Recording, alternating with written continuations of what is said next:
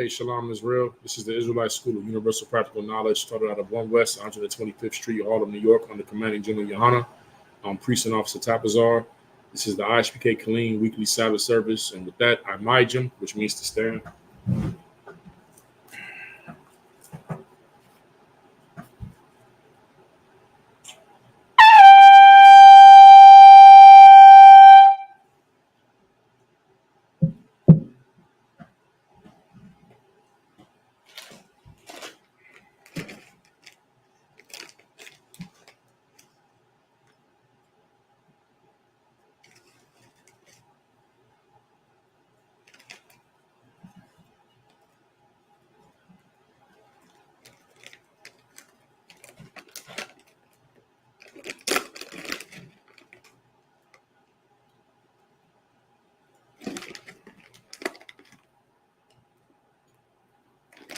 Shalaki.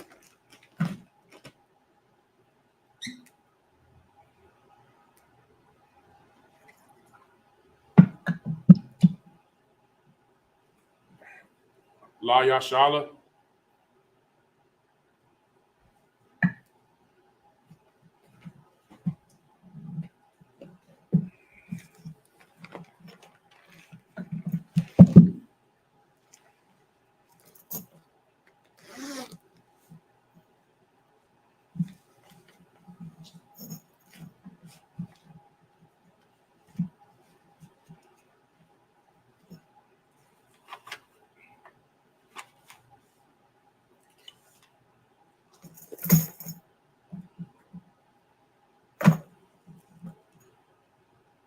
Sarwa Hakwadam, which means to turn and face the east. We're going to go ahead and do the prayers. This is the Lord's Prayer in the Hebrew. Abanawa, Shabbat Shemayim, Kodash, Haya, Shemka, Yahweh, Malakbaka, Taba'ah, Ratazayaka, Haya, Aisha, Ba Rataza, Kawa, Haya, Ba Shemayim, Nathan Lanawa, Lakum, Call, Yawam, Wasalaknawa, Kabawafnawa, Kasalaknawa, Kabawafyanawa, Wala'a, Tabaya'ayanawa, Banasaya 1, Abal, Hawashainawa, Mayan, Ra, Kaya, Laka, Hamalatwa, Waha Allah, Waha Thapara, La'ai Walamyum, Aman. In the English, Our Father, which art in heaven, hallowed be thy name, Yahweh, thy kingdom come, thy will be done in earth as it is in heaven. Give us this day our daily bread, and forgive us our debts as we forgive our debtors. And lead us not into temptation, but deliver us from evil. For thine is the kingdom, and the power, and the glory forever. So be it. This is the prayer of the power, the Hakak in the Hebrew. Yahweh, Ba'ashem Yahawashai, Baba Kushah, Nathan Lanawa, Hakak, Hakak, Lara Pa'ah, Call Makalah, Wakal Marawa, Hakak, Latahar, Ha Matazarium, Hakak, Lahaquium, Hamathium, Hakak, Arakawa, Hata Ma'ala, Lagarshin, Ba'ashem Yahawashai, the water Aman. In the English, Yahweh, in the name of Yahawashai, please give us the power to heal all manner of sickness and all manner of disease, the power to cleanse the lepers, the power to raise the dead, the power against unclean spirits, to cast them out. In the name of Yahawashai, thank you, so be it. This is the prayer to bless Israel in the Hebrew. Yahweh, Bahashem, Yahawashai, Barak Lanawa, Wa Yasha'ala, Waha Bayah Saparium, Barak, Bahashem Yahawashai, the water Aman. In the English, Yahweh, in the name of Yahawashai, bless us and Israel and the school. In the name of Yahawashai, thank you, so be it. Psalms 121 in the Hebrew. Aishai Ayanya, Ahaharium, Ma'ayan, Yaba'a Azaria, Ma'am, Yahweh, Aisha, Shamayam, Wa'arataza, Al Yathan, Lamawat, Regalka, Al Yanawam, Shamarka, Hana, La'a, Yanawam, Wala'a, Yayashan, Shawamar, Yasha'ala, Yahweh, Shamarka, Yahweh, Tazalka, Al Yad, Yamyanka, Yawamam, Hashamash, La'aya Kaka, Wayarak, Balayala, Yahweh, Yashamarka, Makal Ra, Yashamar, Apnapashka, Yahweh, Yashamar, Taza'aka, Wabawa'aka, Ma'athar, Wa'ad Awalam. In the English, I will lift up mine eyes unto the hills. From whence cometh my help? My help cometh from Yahweh, which made heaven and earth. He will not suffer thy foot to be moved. He that keepeth thee will not slumber. Behold, he that keepeth Yasha'Allah shall neither slumber nor sleep. Yahweh is thy keeper. Yahweh is thy shade upon thy right hand. The sun shall not smite thee by day, nor the moon by night. Yahweh shall preserve thee from all evil. He shall preserve thy soul. Yahweh shall preserve thy going out and thy coming in, from this time forth and even forevermore. This is Psalms 83 in the Hebrew. Alahayim, al Damayalaka, al Thakarash, wa al Thashakwat, al Kayahana, Awayabyaka, Yahama Yawan, wa Mashanayaka, Shawa Ra'ash, al Imaka, Yaira Yum wa Salakia, Yaira Yum wa Sawad, Waya Thayatazawa, al Tazapawanyaka, Amarwa, Lakawa, Wanakyadam, Magawa, Wala'a, Yazakar, Sham Yasha'Allah, Iwad Kaya, Nawa Ataizawa, Lab Yakaidwa, Alyaka, Barya, Yarkarthwa, Alyaha, Arawam, Wa Yashama Alyam, Mawa'aba, Wahagarium, Gabal, Wa Amawan, Wa Amalak, Palashat, Am Yeshabia, Tazawar, Gamashawar, Nalawa, Imam, Hayawa, Zorawai, Labanya, Lawat, Salah, Aisha Laham, Kamadian, Kasa Yasara, Salakia, Kasa Yasara'a, Kayabian, Banakal, Kwayashwan, Na Shamadwa, Ba'ayan Da'ira, Hayawa, Daman, La Adama, Shayathamwa, Nadayamwa, Salakia, Nadayamwa, Ka'arab, Wakar Zabak, Wakar Tazamanai, Kar Nasakamwa, Ashar, Amarwa, Na Yarasha, Lanawa, Nawak, Alahayim, Alahaya, Shayathamwa, Kagargala, Kakwash, La Panya, Raka, Ka'ash, Tabaya Ira, Waka, Lahaba, Talahat, Haryam, Khan, Tharadatma, Basa Irika, Wabasa Wapatka, Thabalaham, Mala'a, Panyaham, Kwalawan, Wayabakwashwa, Shemka, Yahweh, Yabashwa, Waya Salakia, Waya Bahawa, Ayai, Waya Kaparwa, Waya Abadwa, Waya Yadaiwa, Kaya Ata, Shemka, Yahweh, Labaka, Al Yawan, Al Kaharatazah. Psalms 83 in the English. Keep not thy silence, O power. Hold not thy peace, and be not still, O power. For lo, thine enemies make a tumult, and they that hate thee have lifted up the head. They have taken crafty counsel against thy people, and consulted against thy hidden ones. They have said, come, and let us cut them off from being a nation, that the name of Israel may be no more remembrance. For they have consulted together with one consent. They are confederate against thee, the tabernacles of Edom, and the Ishmaelites of Moab, and the Hagarenes, Gabal, and Ammon, and Amalek, the Philistines, with the inhabitants of Tyre. Ashur is also joined with them. They have hope in the children of Lot. Salah, do unto them as unto the Midianites, as unto Sisera, as to Jabin at the brook of Kison, which perished at Endor. They became as dung for the earth. Make their nobles like Oreb and like Zeeb, yea, all their princes as Zabah and as Zalmunna, who said, let us take to ourselves the houses of the power in possession. O my power, make them like the wheel, as the stubble before the wind, as the fire burneth the wood, as the flame setteth the mountains on fire. So persecute them with thy tempest, and make them afraid with thy storm.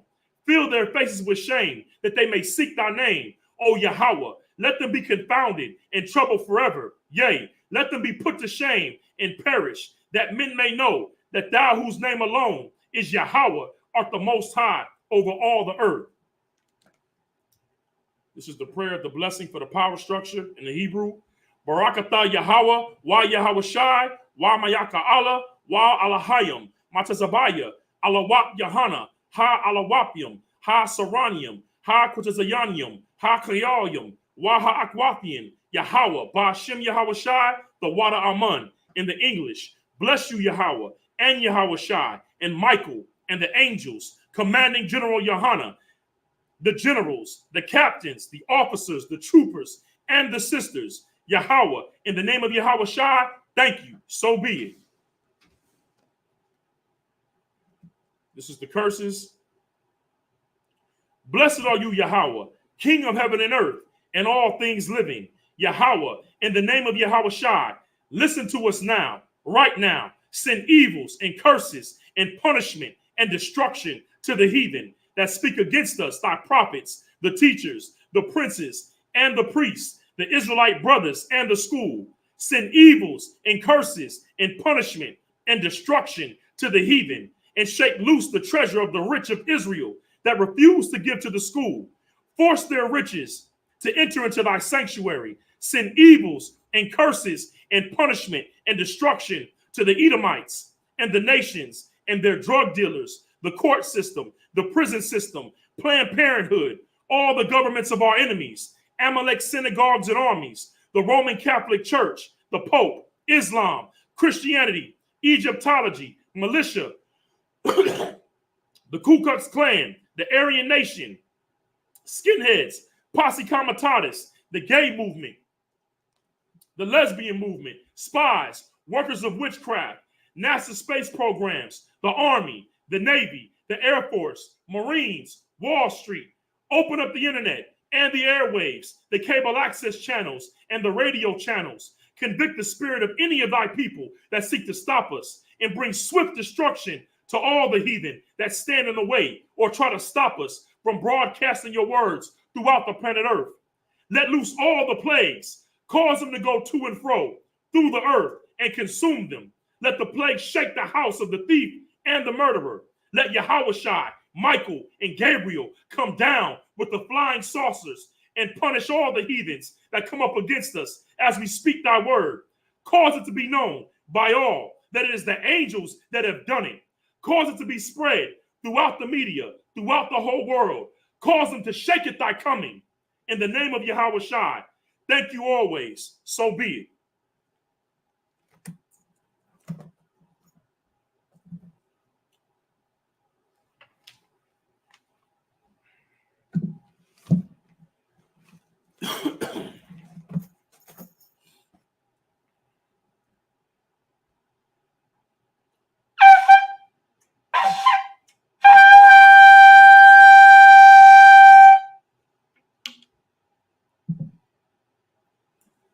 All right, Sar, turn, face the podium.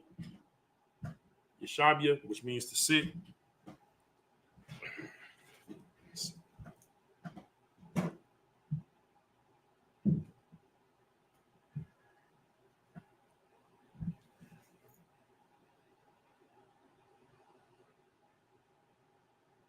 So, like, 1 second, y'all.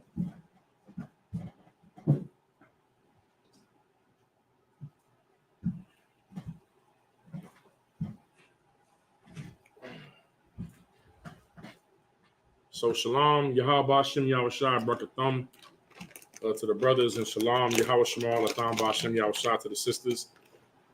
Like I said, I'm Preaching Officer Tabazar. This is the weekly Sabbath service. Last week, I wasn't present. Officer Cargazar held it down for the Sabbath service.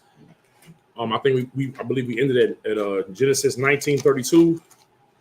This is dealing with Lot and Sodom and Gomorrah being destroyed, and the angels had a time trying to get Lot and his family up out of there. You know what I'm saying? And then like Christ said, remember Lot's wife. You know what I'm saying? For whatever reason, she disobeyed the order. You know what I'm saying? She felt like she had something to look back at. You know what I'm saying? But let me see what we got here. All right. If y'all got any questions, you know what I'm saying, you can put them into the chat. This is a actual Sabbath service. So, if I'm going over something in particular in the English, reading in English, then we can address those questions. But this is more of a formal convocation than anything else. Then it is class, but you understand what I'm saying. Let me see here. I may have to do the yeah, I'm gonna have to read on here. My phone finna go out, so I'm gonna read off of here. We're starting at Genesis 19, verse 33. Let me see here.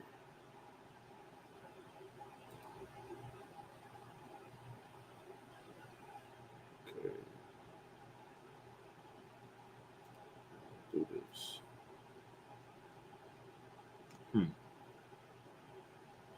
Salaki, y'all give me 1 second real quick. Just gotta work this on the laptop.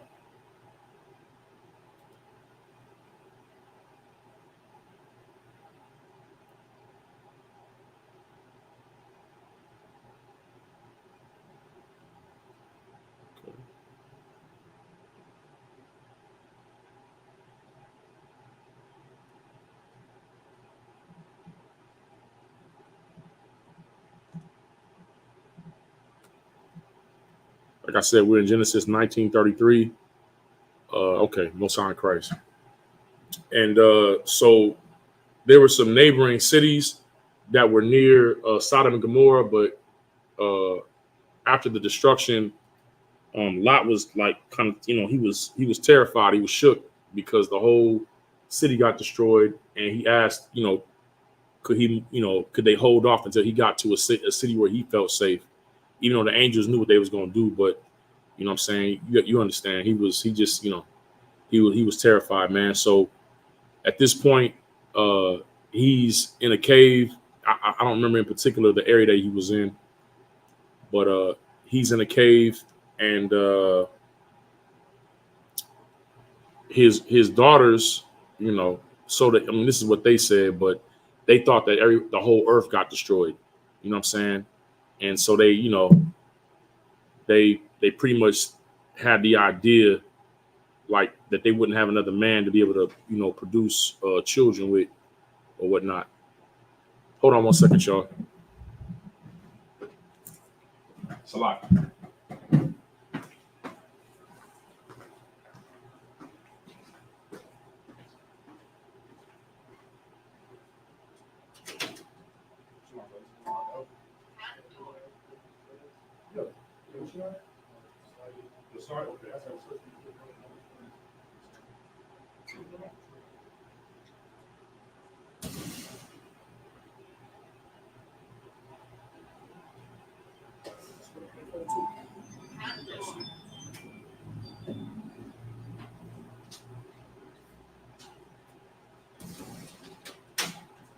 Right, this all right here is in a minute.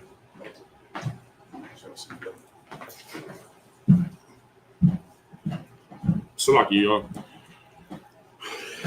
All right, so we're gonna go ahead and get to this Hebrew. This is Genesis. If you want to get a Bible, follow along. It's right there on the calendar, bro. This is Genesis 19. If you got your phone, you can follow along. The proper app to utilize for going into the Hebrew into the is Bible Hub app. You can just put it up on your phone and go to the interlinear portion, and you'll be able to read the Hebrew and the English. But like I said, you can't use their pronunciations as a direct translation. That's what the Lashua and Kodash class is for on Fridays, to teach you the Hebrew so you can understand the proper pronunciations. But it is a tool. All right. So we're gonna start in Genesis 19:33.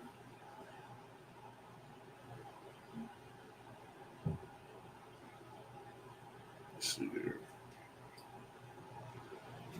Just plug.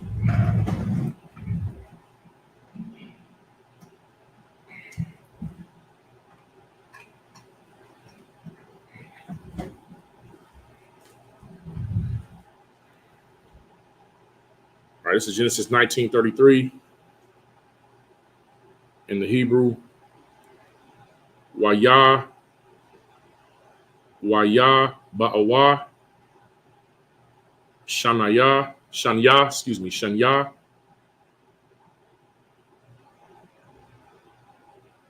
Hama, La'a, Kayum, Sadar, Sadama,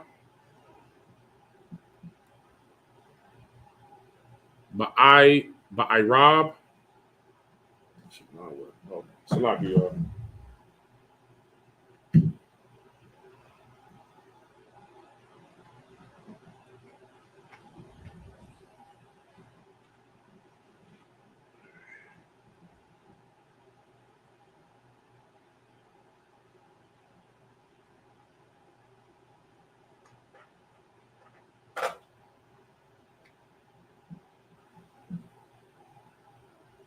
Salaki, I'm trying to charge my phone, man. Hold on 1 second.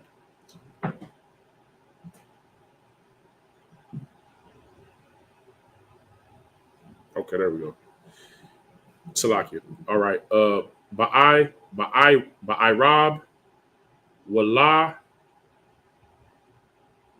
Walawat, Yashab, Bashar, Ira, Saddam, Wayara, Lawat,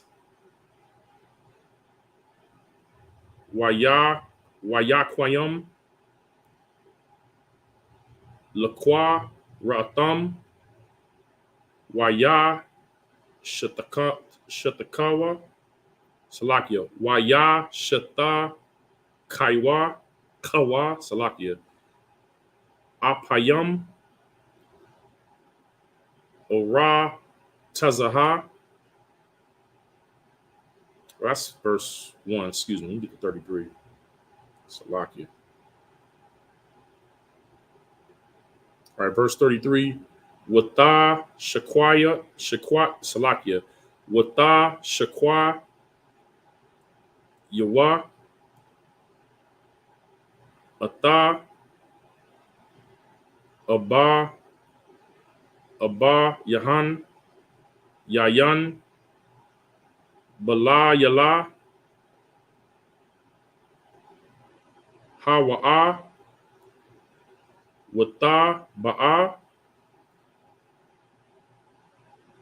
Haba, Kaya, Raha, Wata, Shakab, Salakia. Wata, Shakab, Ata, Abaya, Walaha, Yadaya, Bashar, Kabaha, Waba, Kwawa, Maha. Verse 34. Waya, Haya, Ma, Makarath, Wata, Amar, Haba, Kayara, All, Hataza, Yaraha, Han, Shakar, Bathaya, Amash, Ath, Abaya, Nasha, Quanaya, Salakia, Asha, Quanawa, Yayan, Gam, Hala, Yalaha, Salakia, Ba'aya, Shakar, Baya, Aimawa, Wana, Kaya, Ma'a, Bayana, Salakia, Ma'a, Baya, Nawa, Zara'ai, verse 35. Wata, Shakwa, Yawa, Gum, Bala, Bala Yala, Ha, Hawa'a, Ath, Abaya, Hawa, Yayan, Wata, Wata Kwam, Hataza I, Yara'a, Wata, Salakia, Wata, Shakab, Imawa, Wala'a, Yadaya,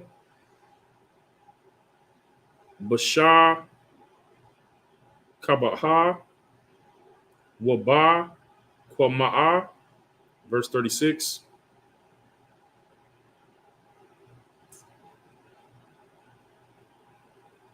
Wata, Harai, Salakia, Wata, Hara, Salakia, Wata, Hara, Yun, Shataya, Bana, Banath, no, Salakia, Banawath, Lawat, Ma'a, Baya, Salakia, Ma, Abaya, Hun, verse 37. Wata, Watalad,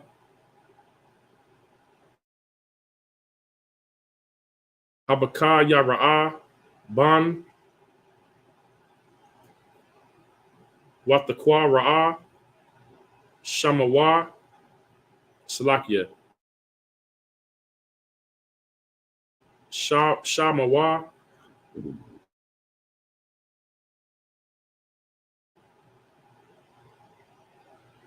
Ha Wa'a, Abaya, Ma Wa'ab, Id, Ha Yawam. Verse 38, Genesis 19, verse 38. Waha Taza'ai Yara Gum Ha Wa'a Ya Yaladad Yaladada Salakia Yaladha Ban Wata Quara Shah Mawa Ban I Maya Salakia I Maya I Maya Hawa'a Abaya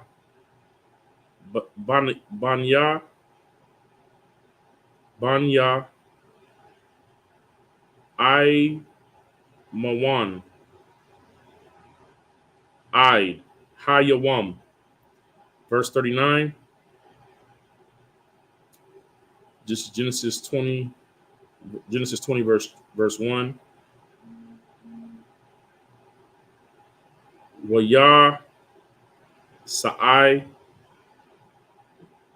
Masham Abaram Ora Tazaha Hana Gab Wayashab Ban Quadash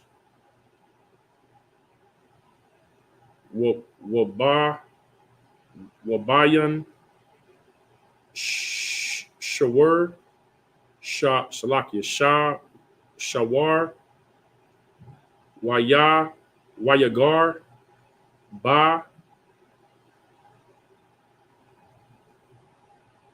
Bagara,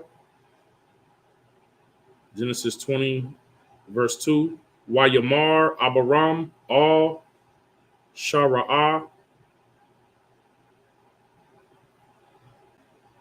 Asha Thawa Aka Thaya Hawa Waya Shalaka Ab Yamalak, Malak, Gara'ar, Waya, Kwaka, Atha, Shara. All right. We'll read this in the English. Those are 7 verses. Genesis 19:33.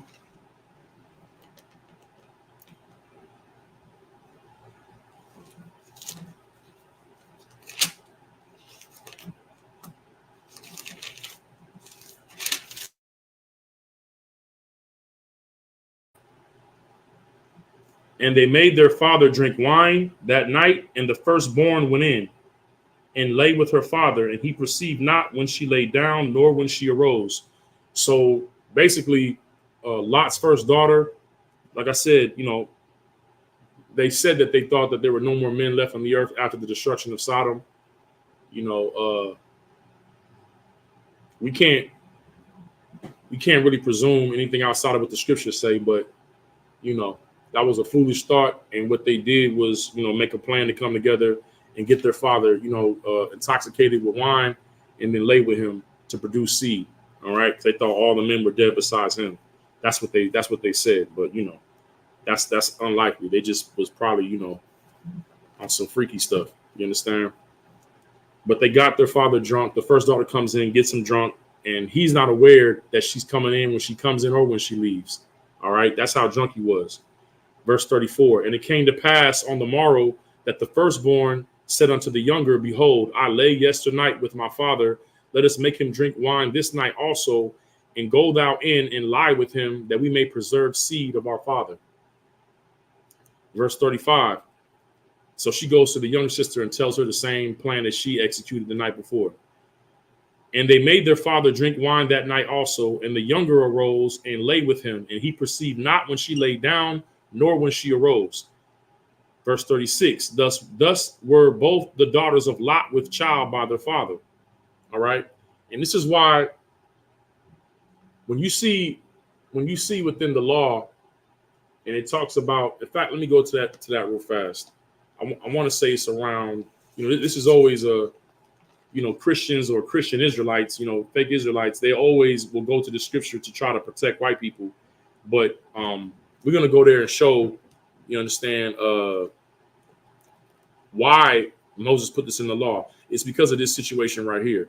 Everything that Moses wrote down was, like how the scriptures say with Paul, the things that were written aforetime, written for our learning.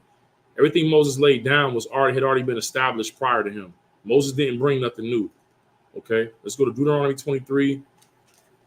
And let me see. Usually everybody starts at 7. But let me go down. No, we're going to start at 23 and 2. Deuteronomy 23 and 2 says, a bastard shall not enter into the congregation of the Lord. Even to his 10th generation shall he not enter into the congregation. Okay. Now, living here in this society in America, and it kind of came from like what you want to call like they call it now the British Empire, but England, because of the Catholic Church, that if you were not born from parents that were sanctioned from a marriage that was authorized by the church, meaning the Catholic Church or the Pope, then you were considered a bastard. You understand? But that's not what bastard means in Hebrew culture. You understand? What it's talking about is what the Lord was talking about in Leviticus 18 about all the unlawful sexual practices, that he said that we could not do, which is about immediate relations, meaning that a father could not look upon his daughter's nakedness, right? A mother could not look upon her son's nakedness. An uncle could not look upon his niece's nakedness. An aunt couldn't look upon her nephew's nakedness, right? Close family could not have sex with each other. That's what it meant to look upon nakedness, right? It's levels to it. That means sex between family members, but it also can mean you're not supposed to walk around with your shirt off either in front of your kids, right? Or it's so common now.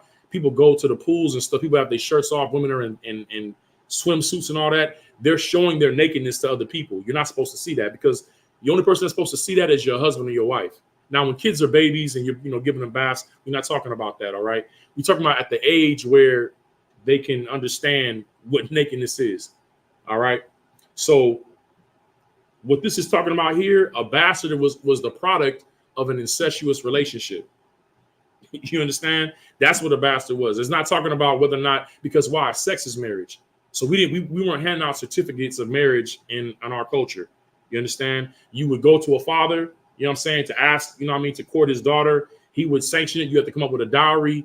Then there will be culturally, there will be like a public ceremony or whatever you want to call it. But that was not a requirement for marriage per se, but it was our culture.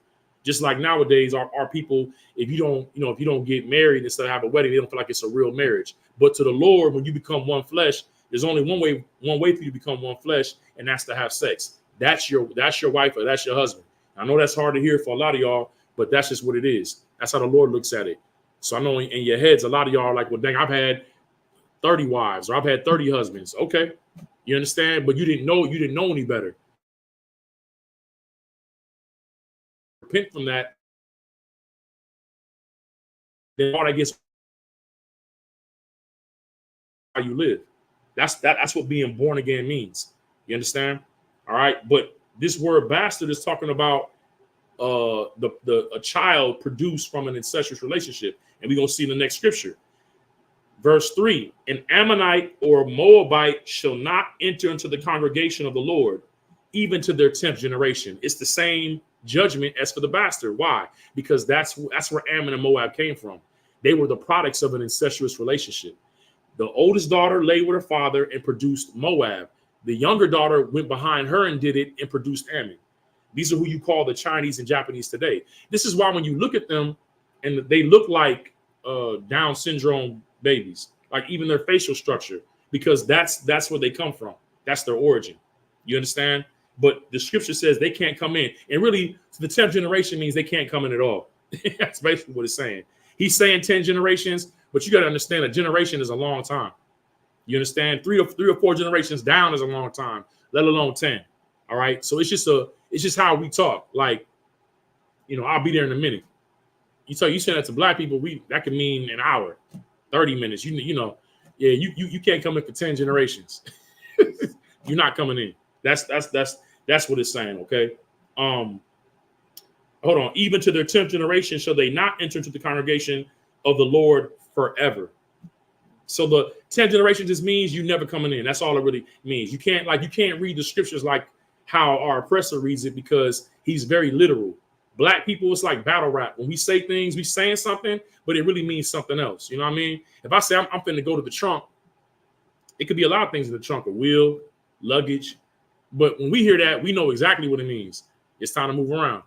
Somebody coming back to do something. You understand? That's how you have to read the scriptures. It's never literal. That's why when us being taught this by our oppressor, it destroyed it made a lot of our people not even want to get into our culture, because we read the Bible like how they read it. So you think about a talking snake. We ain't never seen a snake talk, but you have. That brother, that work husband, when you out working and your wife's at her job and she mad at you and she at the job with her work husband, she talking to a serpent. He's trying to get in between y'all relationship. You understand? It's a deceitful man. It's not talking about an actual snake. You understand?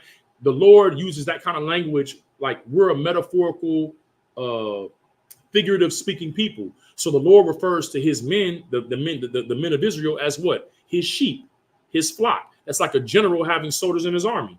The general is the shepherd, and the soldiers are the sheep. Right? He leads. To the castle. It's just language. You understand? You can't take it literal. All right. But I just wanted to show y'all that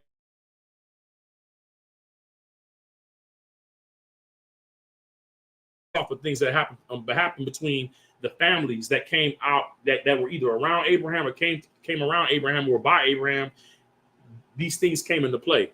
So I'm just showing y'all in the law where in the law of Moses, which is really, it's the law of God. There's no distinction between the law of God, the law of Christ, and the law of Moses. It's all one thing.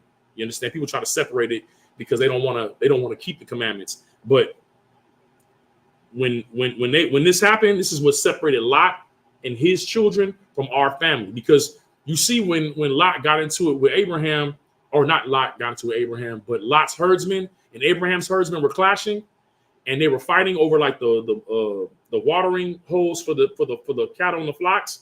Abraham was like, "You're my brother," because that was his nephew. That was his little brother Haran's son, and he took him up under his wing. And Lot was getting wealthy because he was studying what Abraham was doing. Like Abraham was mentoring him, right? But they started to have conflict. So he's like, "Look, we're brothers. We shouldn't be having conflict like this. If you go east, I'll go west. If you go west, I'll go east." And what did the scriptures say? Lot looked towards the land of Sodom, and it looked like the Garden of Eden before the Lord overthrew it. And that's the mistake a lot of y'all make looking at America. You think that America is going to go on forever. Why? Because it looks prosperous. It looks like it's doing well. But that was before the Lord destroyed it. You understand? And then where Abraham went was towards the east. It was like a wilderness. But the Lord told him, he said, "I'm going to bless you, man. And all this land that you're at is going to be yours." And that goes to show you, man, you can't, when you're dealing with the Most High, you can't be carnal. Carnal meaning you can't go off of what you think that you can see. You understand? Because the Lord knows the end of a thing. You just looking with your eyes. You understand? That's why you have to read our records to know how to deal with the Most High, because you're dealing with a power that you can't see, but he is a terrible power. You understand? That's why you have to judge things spiritually. All right, but let's move on. Salakia. Verse 37. And the firstborn bare a son and called his name Moab. The same is the father of the Moabites unto this day. All right, which is who you would call the so-called Chinese man. And the younger, she also bare a son and called his name Ben-Ami. And the same is the father of the children of Ammon unto this day. So when you look at the word Moab, it just means with my father. That's all it means. Like Moab is with my father, meaning I named him this because I had him with my father. Ben-Ami is also with my father. It's the son of my father, pretty much. Ban-Ami, which is Ami is like father, the son of my father. They both saying we had kids by our daddy. You know what I'm saying? And their names are on record as being, that's where they come from to this day. All right. Verse 20. And Abraham journeyed from thence toward the south country and dwelled between Kadesh and Shur and sojourned in Gerar. Verse 2. And Abraham said of Sarah, his wife, "She is my sister." And Amalek, king of Gerar, sent and took Sarah. So now y'all know, since we've been going through Genesis, this is what Abraham did in Egypt with the Pharaoh. When he went into that land, he did the same thing. He called Sarah, her name is now Sarah. He called Sarah his sister because he was afraid, because he felt like these heathens, they didn't live by the laws that we live by, our culture. So he was scared. So he was like, "This is my sister." But clearly he ain't learned from the first go around. You know what I'm saying? He ain't, even after his deep, because even after his victory over the 5 kings and getting Lot back, he still didn't have the confidence or the faith that the Most High was with him to say, "Hey, this is my wife." He still felt like they could come and harm him. You got to be, and I'm not dishonoring Abraham. I'm just saying this was a moment where he lacked faith. You understand? And when the Lord is, if the Lord show you that he's with you, as long as you with him, meaning that you keeping his commandments, you're doing what he said with you. It's not saying that you ain't got to go, you know what I'm saying, seek out the men of the Lord and get counsel on the situation, or, you know what I'm saying, but you have to understand that the Lord don't change. If you have his protection, you have his protection. But to ensure you have his protection, you should make your election sure. And for me, deal with no other hand on. Taught and what we live by. It's Christianity. We don't mix nothing else in here but what our records say. You know what I'm saying? We don't deal with religion. The Most High gave us. But Abraham, like I say, he said, "This is my sister," and you see what happened because of how beautiful Sarah was. Amalek took her. He took her. All right, let's continue on with the next 7 verses. My phone over here. Salaki, y'all, my phone on like 5%. I'm trying to keep this mug up. You know what I'm saying? Okay. No sweat.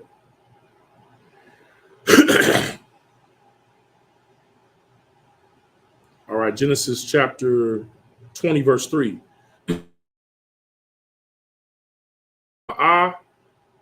Alahayim, all Abaya, Malak,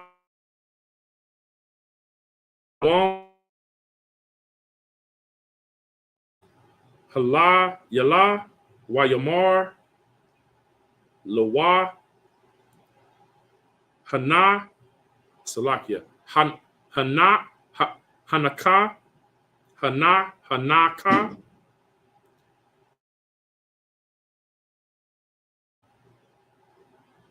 Io,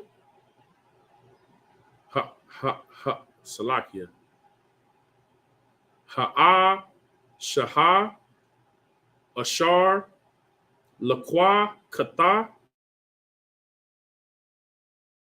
Wa'a, Ba'ai, Lath,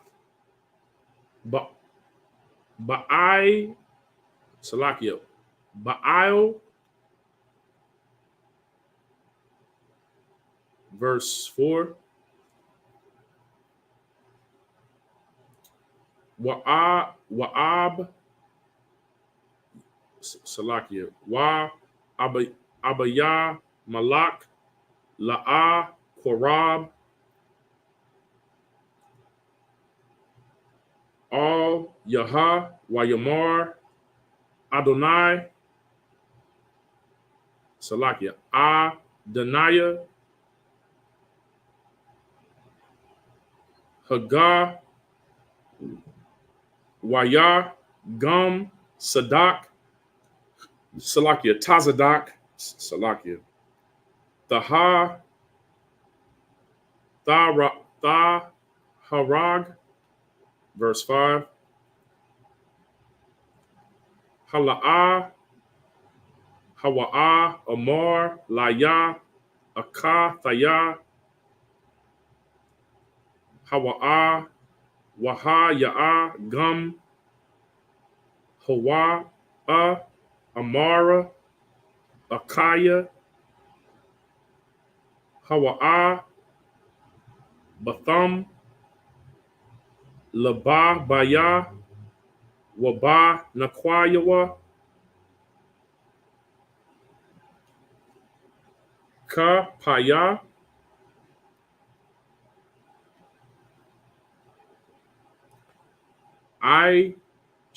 Salakia, Shaya, Thaya, Za'ath, verse 6, Genesis 20, verse 6.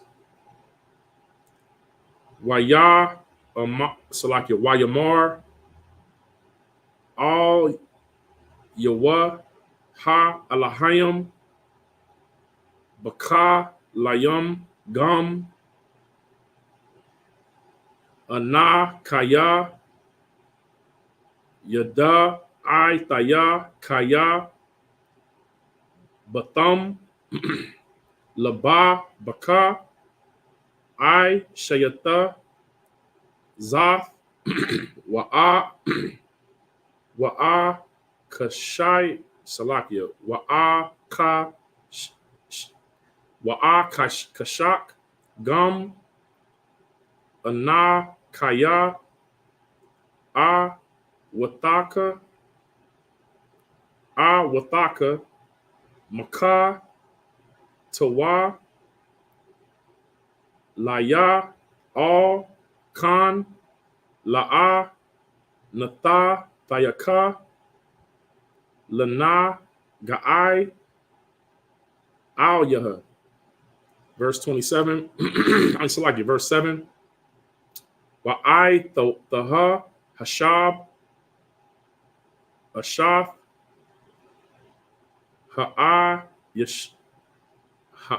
Yash, Kaya, Na, Baya'a, Ha, Wa'a,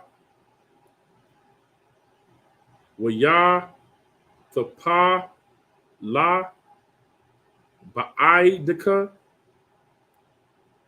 Waka Yaha, Wa'ain, Salakia,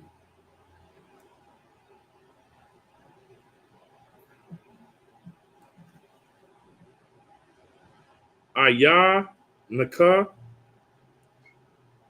Mashayab, Da'ai, Kaya, Mawath, Thamawath, Atha, Wakal, Ashar, Laka. Verse 8. Waya, Shakam, Abaya, Malak, Ba, Bakwar, Wayakwara, Lakal, Badayawa, Y Dabar, Atha, Kal, Ha Dabarium,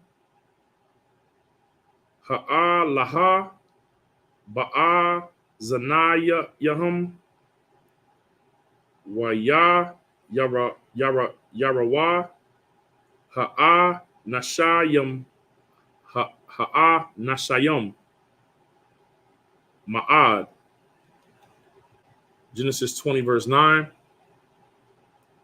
Waya Korah, Abiyah Malak, La Abarayam, Wayamar, Lawa, Ma, I, Sha'ata, Lanawa, Wamaiha, Hata, Athaya, Laka, Kaya, Haba'ath, I, Laya, Wa'il, Ma, Mala, Kathaya, Ha, Ka, Ta'a, Salaki Ka, Taha, Gada, Laha, Ma'ai, Shayam, Ashar, La'a, Ya'ai, Shawa, I, Shayath, I, Madaya. Verse 10. Wayamar, Abaya, Malak, Al, Abaram, Maha, Ra'a, Yatha, Kaya, I, Shayath, Ath, Ha Dabar, Ha Zaha. All right, let's read this in English. Let's charge up some. All right. All right. Genesis 20, verse 3. But God came to Amalek in a dream by night and said to him, Behold, thou art but a dead man. So when Amalek took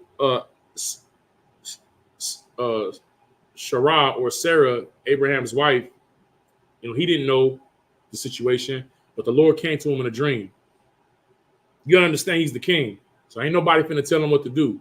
So the Lord having a direct one-on-one with him. You understand? Abraham did what he did. So now the Lord got to go to him directly. You understand? So he comes to him at night in a dream. And said,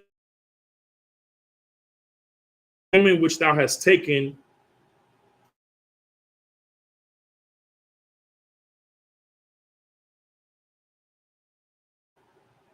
Salakia.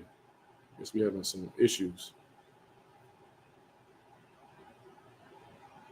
If the signal is clear, y'all let me know, man. Salakia.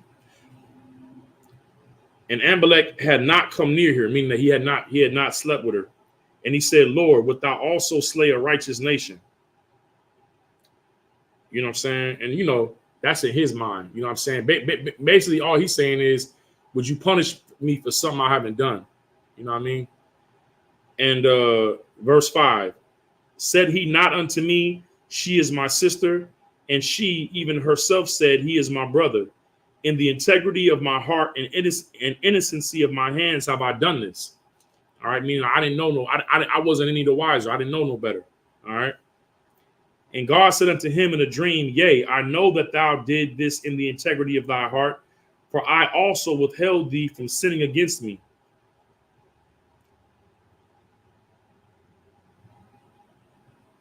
I want y'all to understand something. All right. When we say that the children of Israel, so-called blacks, Hispanics, and Native Indians, when we say that we sin, is because we were given the law. You understand? That's Psalms 147, 19 and 20. All right. Let me go there real quick. Because I want to explain this, because there's a lot of confusion when it comes to us and these other nations. All right. And let me see here. This is Psalms 147, 19 and 20. He showed his word unto Jacob. All right. Jacob is the father of the 12 tribes of the nation of Israel. But us as a nation sometimes is referred to as the tribes of Jacob, or Jacob, because he's the father of the Israelites, because his name was changed to Israel after he fought an angel. All right. His statutes and his judgments unto Israel, meaning that the Lord showed us his word, this particular family, and he gave us his statutes and his judgments. What does that mean? When Moses came to the children of Israel, the Lord, the things that Moses gave us, it wasn't like it just popped up right then. All right. Like we were given the law of clean and unclean, but that was with Noah, because when the Lord told Noah, he said, take 7 of every clean animal and 2 of every unclean. How did he know about that? This was passed down through culture. All right. The law of sacrifice. When Cain and Abel were giving sacrifice to the Most High, this was passed down. This was something that was already part of our culture. The idea of not marrying of not marrying somebody outside of your tribe or your nation, that was already previous, because this was told to Jacob. I mean, this was told to it was told to Jacob and Esau. Jacob obeyed it. Esau didn't. Esau went and marrying the daughters of Ishmael, Midianite women, all types of other nations. But Jacob, he made sure that he went to Rebekah's family, you know what I'm saying, and married one of his cousins, because that was our culture, not to marry outside of your race. But it became law, meaning that there was a priesthood now that could enforce a punishment for you breaking that. Well, what was our culture? It became law. Why? Because we were coming out of Egypt as slaves, and the Lord was orchestrating and structuring us as a nation, meaning that we were having a government with laws. The same way right now you have laws in America. You go to another country, they're going to have laws there too. And while you're in their country, what are you going to do? You're going to abide by those laws. But for the people that are the people there, it's the laws that govern them. You understand? So the Lord had to put a enforcement in place if somebody were to transgress these laws that were really our culture. Because this is why I said that where there is no law, there is no sin, right? But it said, yet and still from Adam to Moses, death reigned. What does that mean? It means that there was no priesthood or no police force to go in and impose the punishments of you breaking the culture, which was not to go with other nations and marry them. You know what I mean? Give your daughters to their sons and sons to their daughters. But the Lord will punish you for it, right? I'll give you an example. Moses gave the law of a brother. What's the law of a brother? It means that if you had a brother and he had a wife, right? And you had a wife and you had kids, but your brother didn't have any kids and he had a wife and then he died. It was the law for you to go in and take her on as a wife, lay with her so you can raise up seed unto your brother. That was a law. It was called the law of a brother. And in the scriptures, you had a brother named Onan whose brother died without kids. He went and lay with her and then he pulled out. He pulled out and you know, he pulled out and released onto the ground. And it said the Lord slew him. Because without the priesthood, the Lord would give the judgment on you. He'll take you out. But the priesthood was established for them to be the police and enforce the punishment. You understand? That's the distinction. Okay? So it wasn't that Moses came with these laws and God just was making stuff up. This had been a part of our culture and our people since Adam. You understand? But it wasn't enforced with the police force, and the priests were the police. That's what you always got to remember. And this, I don't want to get too far off the subject, but whenever you see Paul say things like we're not under the law, you have to read it in context, because the people think the law is thou shalt not do this, thou shalt not commit adultery, thou shalt not worship any other gods, right? Or thou shalt observe the Sabbath.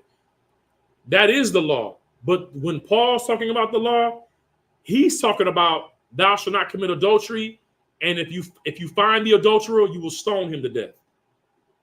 It's the punishments. You understand? So in Christ, we're not under those punishments. We should have it. Being that there's no priesthood, if death reigned from Adam to Moses, and then after Moses, and like we lost the priesthood, and now we're scattered amongst all these nations, and there's no more priests, right? What should you expect from the Most High because you're a sinner? Death. You should expect the judgment. But if you believe on Christ and you have faith in Christ, it doesn't mean that as a Christian, Christians think faith in Christ means, oh, I believe Christ died for my sins in your head. But James said what? Faith without works is dead. Meaning that faith in Christ means that you don't break the law either, but you don't expect judgment from God for your past life.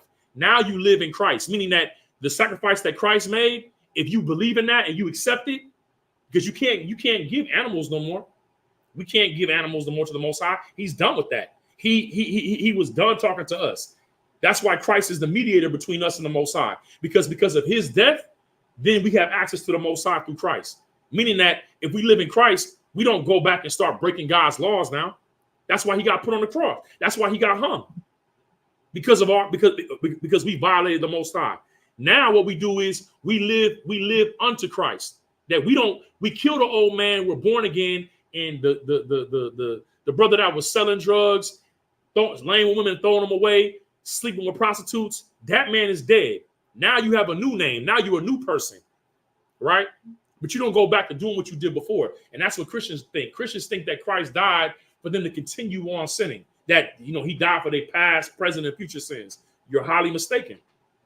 Hebrews 10:26 says what? Or 27, one of them, that if we sin willfully, after coming into the knowledge of the truth, there remaineth no more sacrifice for sins. You can't put Christ back on there again because you want to go and smoke weed, or you want to go be a whore and sleep with multiple men and commit adultery. You can't say, "Oh, Christ, I believe on you," and then you come into the knowledge, and then you go and do the same thing again and put him back on there again. You're trampling under the blood of the Son of God. You know what I'm saying? You're counting the spirit of grace as an evil thing. You're taking the fact that the Lord gave you an opportunity not to die, and you're playing with him. And he's going to destroy you for that. He's going to judge you for that. You understand? So when you come into the truth, you have to change. You have to, the man you was or the woman you was has to die in order for you to live again. You understand? I hope y'all understand that, man. All right. Salakia. All right. Okay. Hey, the water, Kargazai. Officer Kargazai is the priest in the school that teaches the Lashawan Kodash on Fridays. If you want to come to Sabbath service, you can definitely come. But it's important for you to learn the Hebrew, and he's the brother that teaches the Hebrew. Okay. That's not his only job, but that's one of his main focuses is the Hebrew. Okay. And it'll build you up. And if you're not able to come to class, you can catch it on YouTube. ISUPK Killeen, the Lashawan Kodash class. Lashawan just means tongue. Kodash means holy. All right, that's it right there. Lashawan Kodash. That's the holy tongue. It just means that's your native language. Right now we speak English because our oppressors were from England, and that's why we speak the King's English. Well, I can't really call what we speak now the King's English. It's no more of them hithertos and whithersoevers. We ain't saying all that, you know what I'm saying? But why our Hispanic brothers and Latino brothers, why they speak Spanish? That's not their native tongue. All of our native tongue is Hebrew. And it's important for you when you come back into your culture to learn that, all right? But let's get back to it.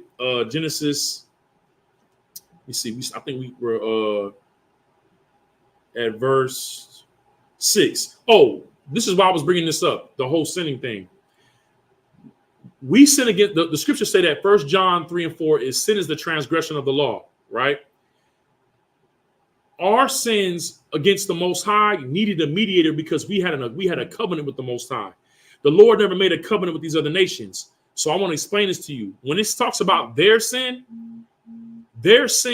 are against the Most High, meaning that not like us. It's not like people think that, oh, Christ died for all of our sins. No, he died for Israel because he gave us an agreement. We broke it by breaking the agreement, the contract, and Christ came and died to be a mediator of the New Testament for those that were under the first. Well, who was under the first? The 12 tribes of the nation of Israel in the wilderness with Moses. There was no other nations out there. You understand? It was just the Israelites. So whenever you see about other nations sinning, it's one of two things. It's either they have sinned against us, right? Meaning that they've done harm to us, and that's their sin. Because they've harmed the children of Israel, or they've done something that to the Most High is just so foul and disgusting, they're going to get a judgment. But there's no repentance for them. Somebody might say, well, that's not true. Well, what about Nineveh? You know what I mean? The Lord sent Jonah to Nineveh, and Nineveh is the capital of Assyria. Okay, that's fine. But do you know who was in Nineveh? We were. You understand? When the Lord shows mercy to a place, it's because we're there. You understand? That's why the angels was trying to get Lot up out of there, just based off of what Abraham. But there was not Abraham when he was negotiating with the Most High. He said, if there be 5 righteous, would you spare the city? Because he knew what my nephew was there. If the Lord destroyed this place, he's not going to survive. So the Lord's like, there's 5 there. I won't destroy it. But for Abraham's sake, he spared Lot and got him up out of there and then destroyed the place, because these other nations, all they get is the judgments of God. When their violations against him hit a certain point, he just gives judgment. But when we violate the Most High, what does he do? I'm about to see if y'all know. What does the Most High do when we're in violation? Does he just come and destroy us? What does he do? Josiah, you have an idea? No, just think about it. Just take your time and think. When we're messing up, what does the Lord do first? All right, I'm gonna help you out, Josiah. And if y'all in the chat, y'all put in the chat if y'all have an answer. Who is Ezekiel? Who is Isaiah? Who is Jeremiah? Who are they? Like, what's their title? Like their office? Like, what's their job? Prophets. They're what? Prophets. So then, what's a prophet's job?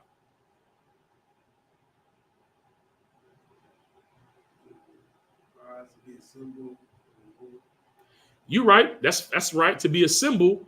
But what's their main purpose? What is the Lord? What is a prophet's main job? Like, what's his main job to do? The knowledge of what, though? That you're right. It is to spread knowledge, but the knowledge of what? Right. Well, Christ wasn't there in Ezekiel in them time, right? You said to spread Christ. Yes. That's true. Like the disciples, us right now, that's true. But in the time of Ezekiel, Malachi, Jonah, Zechariah, Zephaniah, Christ wasn't there. And you're right. They were prophesying of Christ. That's true. He was in the prophecies, but everybody didn't know that. Well, some people did. But what was their main function as prophets? To do what? To warn the people of judgment. When a prophet came on the scene, it was to let the people know that you're living wickedly and the Lord is going to destroy you if you don't change and repent. A prophet's job is, it's like what it says in Isaiah 58. Cry aloud, spare not, lift up thy voice like a trumpet, and show my people their transgressions. Show them where they're doing wrong so I can give them an opportunity to stop what they're doing so I don't have to destroy them. The Lord didn't send a prophet to Sodom. You hear what I'm saying? He didn't send a prophet to these other places. That's why, when Christ said, he said, your judgment's going to be worse than Sodom, because they didn't get no prophets. They just got the judgment. The reason why the Lord sends prophets to us is because we're his children. You understand? And he's trying to warn us. You understand? It'd be like, think about it like a father, right? He got a son. He loves his son. His son start to feel himself, right? He starts smelling his own piss. He feeling himself. He start getting a little mouth. You know how sons is at a certain age. They want to challenge their father. Like, I'm big too. I'm tough now, right? And the father he gonna deal with his son like, all right, oh, you tough now. Let's go outside, put the gloves on. You tough, right? But he's not gonna try to kill his son. He may put hands on his son and put him in his place, but he ain't trying to kill him. Now, if somebody else violate the father, right, in the street, they're going to get a whole different result than what he would have gave his son, right? That's how you got to look at it, right? With the other nations, it's like somebody challenging your father in the street, and he know that now my family's life is on the line. I'm going to take this dude out. I'm not even going to play with him. I'm going to knock him out. He might just punch you to your eye get black, your nose bleed a little bit, he bust your lip, and he make you drop to one knee to show you that he's the power. That's how the father was dealing with us, man. You know what I'm saying? He wanted to show us mercy because the scriptures say, I will show mercy unto whom I will show mercy. You dig what I'm saying? So a lot of times our people will think, oh, well, everybody sins. It ain't the same. It ain't the same thing. You know what I'm saying? I'm not saying that sin is not sin, but the fact that we had a covenant with the Most High through Abraham, through Isaac and Jacob, the way he deal with us is not how he deal with these other nations. And I'm going to show you one more scripture to show you that, all right? We're going to go to Amos chapter 3 real quick, just to verify, because, listen, y'all don't need to believe me. You know what I'm saying? Just go look up what I'm saying to you and see for yourself, all right? You ain't got to believe me. You can go do your research. Your Christian pastor ain't going to accept no questions from you or have a conversation with you about it. He going to tell you that, this is what it is and that's it. But the scripture says to prove all things. So that's what we do in the ISUPK. That's how we've been trained under Commander Yana. All right. Let me see. Hosea. Amos is. Here we go. Amos chapter 3, verse 1. Hear this word that the Lord hath spoken against you, O children of Israel, against the whole family, which I brought up from the land of Egypt, saying, you only have I known. This is the Lord talking. You only have I known of all the families of the earth. Meaning the Lord don't know nobody else. He don't know Edom. He don't know Moab. He don't know Ammon. He don't know Ham. He don't know Japheth. You understand? He's saying you only have I known. It's about the children of Israel, the whole family that I brought up out of the land of Egypt. He said, you only have I known of all the families of the earth. Therefore, I will punish you for all your iniquities. Like it's like a father saying, hey, y'all need to come in when the street lights come on, or your mama, right? And you out there playing football, you know what I'm saying? You throwing the ball around, you know what I'm saying? And the street lights come on. You're like, oh, snap. You run to the house. Mama or pop say, I told you to come in before the street lights, right?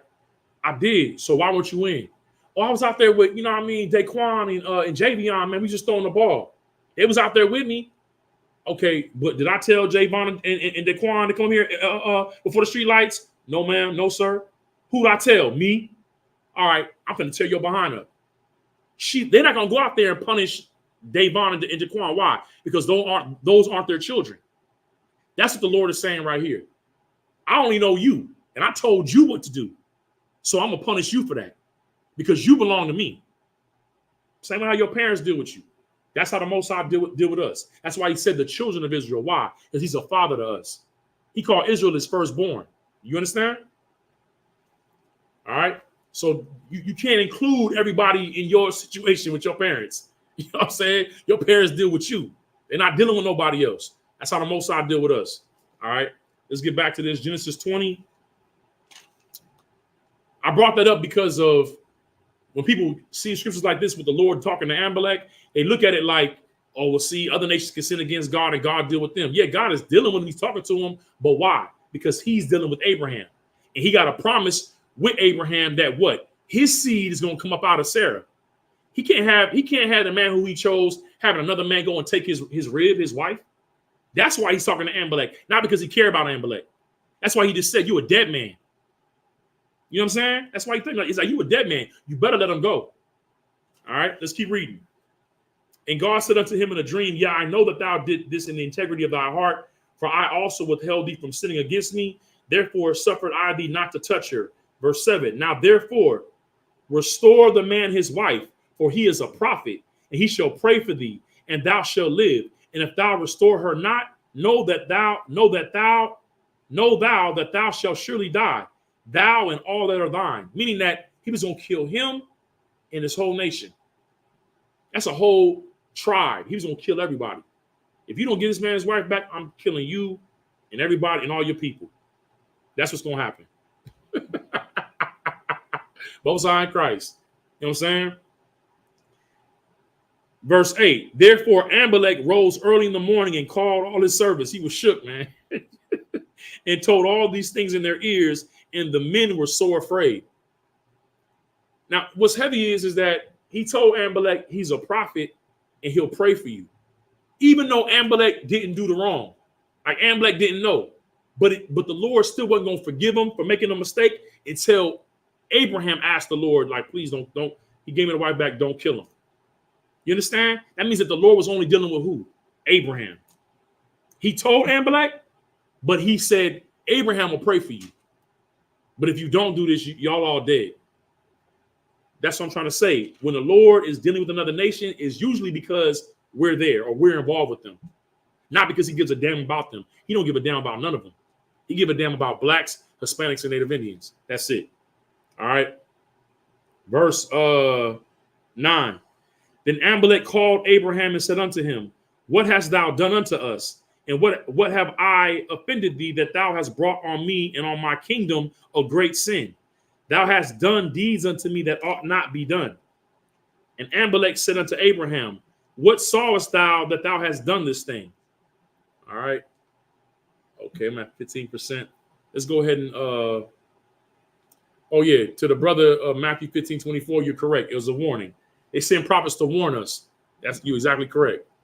All right. Let me go ahead and read the rest of this, the next 7 in the Hebrew.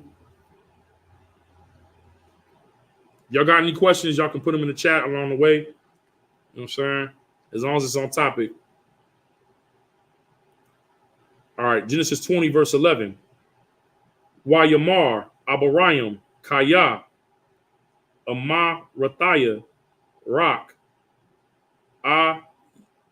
Ayan, Yarath, Alahayim, Bamaquayam, Hazaha, Waha, Raga, Wanaya, Salakia, all, Dabar,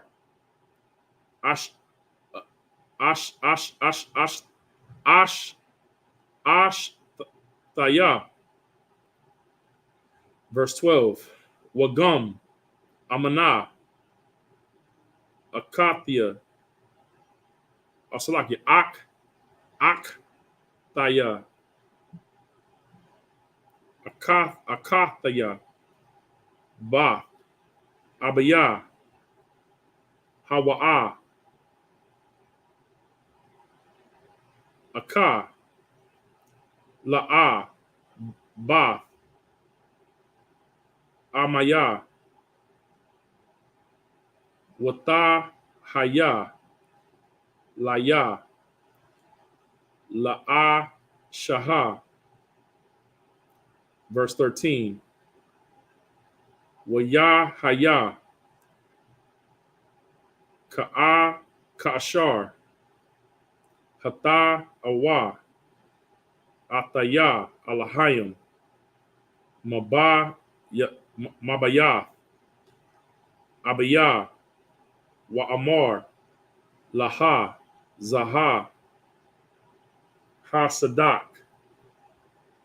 Ashar, Tha'aishaya, I Madaya, all, call, Haikwayam, Ashar, Nabawa'a, Shema, Ama Raya, Laya, Akaya, or Salakia, Akia, Akia, Salakia. Hawa'ah, verse 14. Waya Kwaka, Abiyah Malak, Taza'an,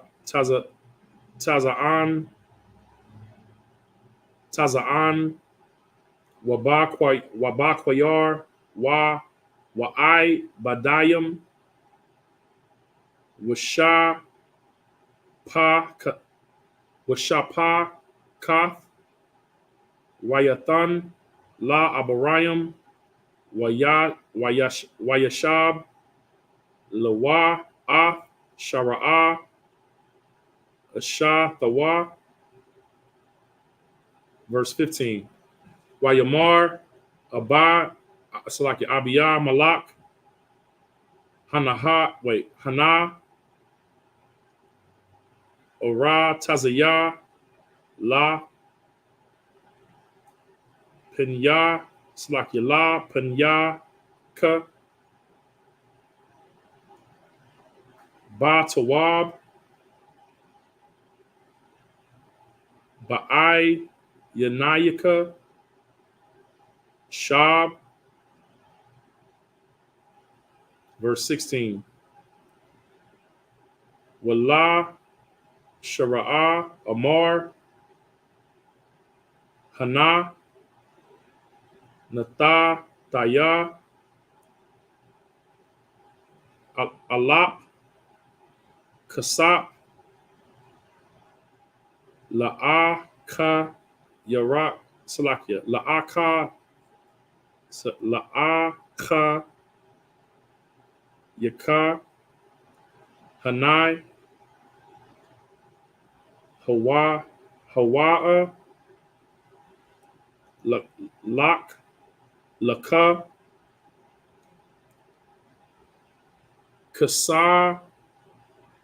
Kasawa, Yanayim, Lakal, Ashar, Athak, Wata, Kal, Wana, Kakath. Verse 17.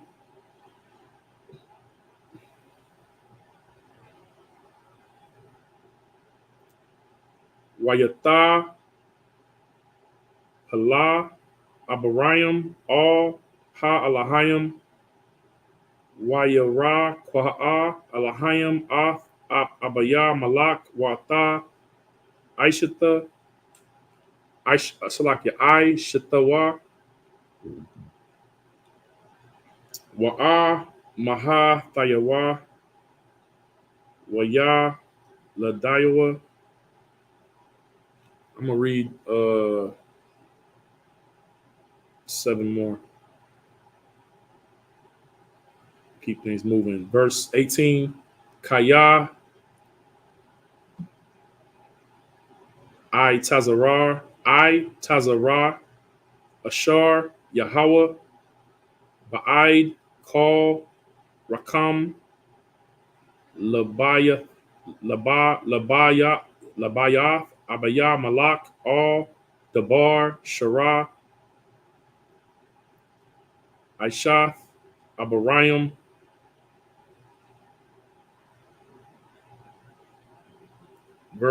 Genesis 21, verse 1. Yahweh, Aquad, Ath, Shara, Kashar, Amar, Wayaash, Yahweh, La Shara, Kayashar, Dabar. Genesis 21, verse 2. Wa Tahar, Watalad, Shara, La Abarayam, Ban, Laza, Quanayawa, La Wa'id, Ashar, Dabar, Atha, Salaki, Athawa, Alahayim. Verse 3, Genesis 21, verse 3. Waya Korah, Abarayam, Sham, Banawa, Hana, Walad, Lawa, Ashar, Salakia, Yalad, Yaladha, Lawa, Shara, Yatazak. Verse 4. Wayamal, Abarayam, Ath, Yatazak, Banawa, Ban, Shamanath, Ya, Mayam, Kayashar, Tazawa, Tazawaha, Athawa, Alahayim. Verse 5. Wa Abaram, Ban, Ma'ath, Shanai, Baha, Walad, Lawa, Ath, Yatazak, Banawa. Genesis 21, verse 6. Watha, Amar, Shara, Tazakak, Salakia, Tazakak, no, Tazakwa, Salakia, Tazakakwa, Tazakakwa, Asha, Laya, Alahayim, Kol, Ha, Shemai, Yatazak, Laya. I may be going over one, but it's verse 27. Wa, Thamar, Maya, Malala, La Abaram, Haya, Naya, Kwaha, Banyam, Shara, Kaya, Yalad, Taya, Ban, Lazah, Kwana, Yawa. All right. So I think that was Genesis. Right. We're starting at Genesis 20, verse 10, stopping at Genesis 21, verse 7. All right. And then we'll be ending at Genesis 21, 25. All right. Here we go. And Amalek said unto Abraham, what sawest thou that thou hast done this thing? And Abraham said, because I thought, surely the fear of God is not in this place, and they will slay me for my wife's sake. And yet indeed she is my sister. This is another thing. And I think you already went back to this before, but when Sarai first gets mentioned, people want to say that Abraham married his physical sister. That's not lawful. The Lord, Christians make it seem like the Lord allowed things to go on in the beginning that he said, nah, y'all can't do that now. That's not how the Lord worked. That's why he says, I am the Lord thy God, I change not. Abraham did not marry his physical sister. But in our culture, what do we call women that are from our tribe? What do we say to them? What's going on, sis? We say sister. We call brothers who ain't from our immediate family. What's going on, brother? No other nation does that but us. You know what I'm saying? Blacks, Hispanics, Native Americans. We're the only ones that do that. You understand? We say that because that's part of our culture. Now, so was Sarai Abraham's sister by family in terms of like tribe wise? Yes. But when he said, he was being slick, because when you read when it brings up who Abraham was married to and who his brothers are married to, it says that if Abraham had married Sarai and his father Terah, that Sarai was his daughter-in-law. Daughter-in-law is coming from a marriage. So when he would call her his sister, he was like, yes, my father's daughter. By what? By marriage. So he was just being slick. That's all it was. He's about to break it down right now. All right. And Abraham said, because I thought surely the fear of God is not in this place, and they will slay me for my wife's sake. And yet indeed she is my sister. She is the daughter of my father, but not the daughter of my mother. Now, does this mean that Terah had another wife? He didn't. It was because that she became his daughter-in-law. Period. That was Terah's daughter because Abraham married her. So he was using technicalities, as it were. All right. And she became my wife. And it came to pass when God caused me to wander from my father's house that I said unto her, this is the kindness which thou shalt show unto me. At every place whither we shall come, say of me, he is my brother. And Amalek took sheep, oxen, men servants, and women servants, and gave them unto Abraham. What's he doing?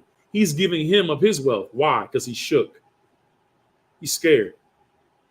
You know what I'm saying? He don't want the wrath of the Most High to be on him and his people. He's terrified. So he's trying to, offer gifts to Abraham to make sure that he leave with more than what he needs or more than what he had. Now, mind you, Abraham had just got done taking out them 5 kings, and he got all that loot from that victory. And the king of Sodom was like, yo, keep the wealth, just give me the people. Why? Because he wanted the slaves. He knows that if I got the slaves, I can get the wealth back. You know what I'm saying? Imagine you had 10 people working a job and giving you their checks, just you by yourself. You had a person that you had 10 people that worked the job and gave you their checks every month. Now imagine having 4,000 people. Keep the wealth, just give me the slaves. Remember that. That's what your oppressor does. He don't care about you getting $1 million as long as you still have to pay it to his system. You understand? That's what the king of Sodom said. Keep the money in the loot. Just give me the people. This is why Pharaoh didn't want to let us go.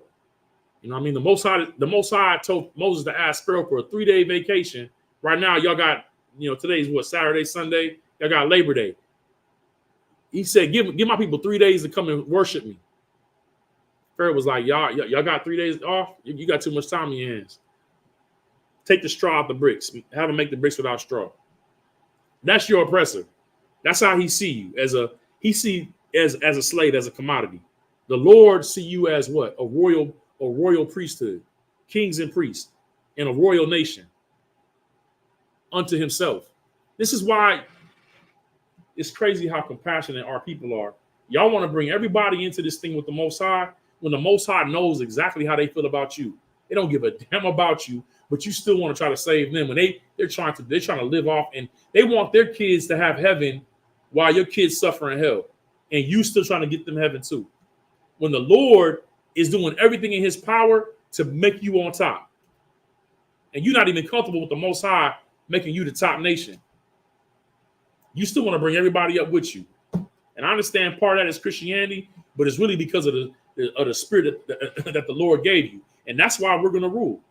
Those of us who follow Christ in the regeneration, that's why we're going to rule, because we are compassionate people. Even after all the crimes that they committed against us, you still see our people out there battling us to save the oppressor. Well, you can want that, but that ain't what the Lord wants. So it don't matter what you say. It don't matter what you try to find in the scriptures. Oh, but the Lord did this, the Lord did that. It has nothing. It don't matter. You're not going to save them. You understand? They're going to get their judgment. What you should be doing is making sure that when he destroyed this place, you're not destroyed with it. All right. So Amalek is giving him all these servants and cattle and all this, right? And then and he restored unto Abraham Sarah his wife. Verse 15. And Amalek said, behold, my land is before thee. Dwell where it please thee. Meaning my land is your land. Take whatever land you want. I don't want no more. I want no beef. Right. And unto Sarah he said, behold, I have given thy brother 1,000 pieces of silver. Behold, he is to thee a covering of the eyes unto all that are with thee, and with all other.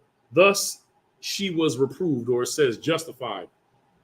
Meaning that he said, I paid him 1,000 pieces of silver, and this is your husband. Meaning that a covering of the eyes means that nobody's going to touch you. You know what I'm saying? And you're with your husband now. All right.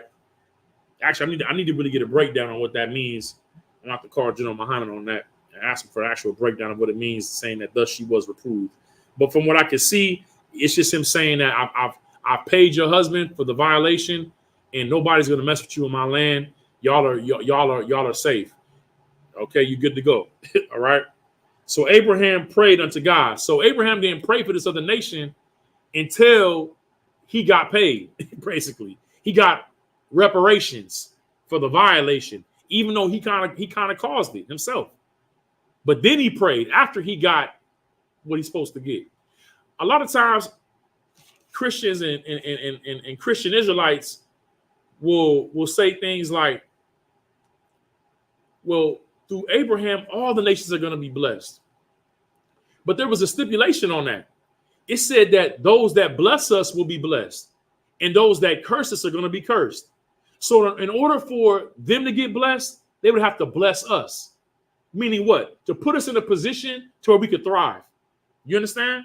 Then they would get a blessing. But what nation has done that? Josiah, can you name a nation on the earth that has blessed blacks, Hispanics, and Native Indians, that have put us in a position to thrive and to do well, that has come to our rescue to prop us up and give us everything that we need so our children can grow and thrive and be and be healthy? Well, they did opposite. They do the opposite, man. They put us in the projects. They put us in the ghettos. Like Flint, Michigan, they give us bad water. And then when a brother like Moses West come in with the water machine that makes water out the atmosphere, you sabotage his machine. Well, he just trying to make the people that are damaged in Puerto Rico and in Flint, Michigan survive. You destroy his machine. You don't bless us, you curse us. So because of that, you're going to be punished.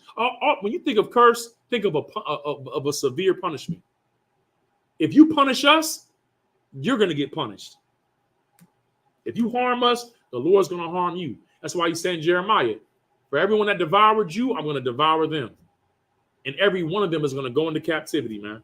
Why? Because every nation, except for maybe Japheth, had us in captivity, except for the Hawaiians and the Polynesians. They're the only ones that are going to not really get the same wrath from the Lord that everybody else is going to get, because every last one of y'all have had us in captivity, man, and have oppressed us.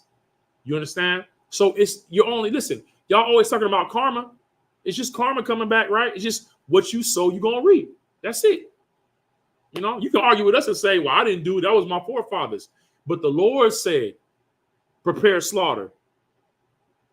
Why? For their children.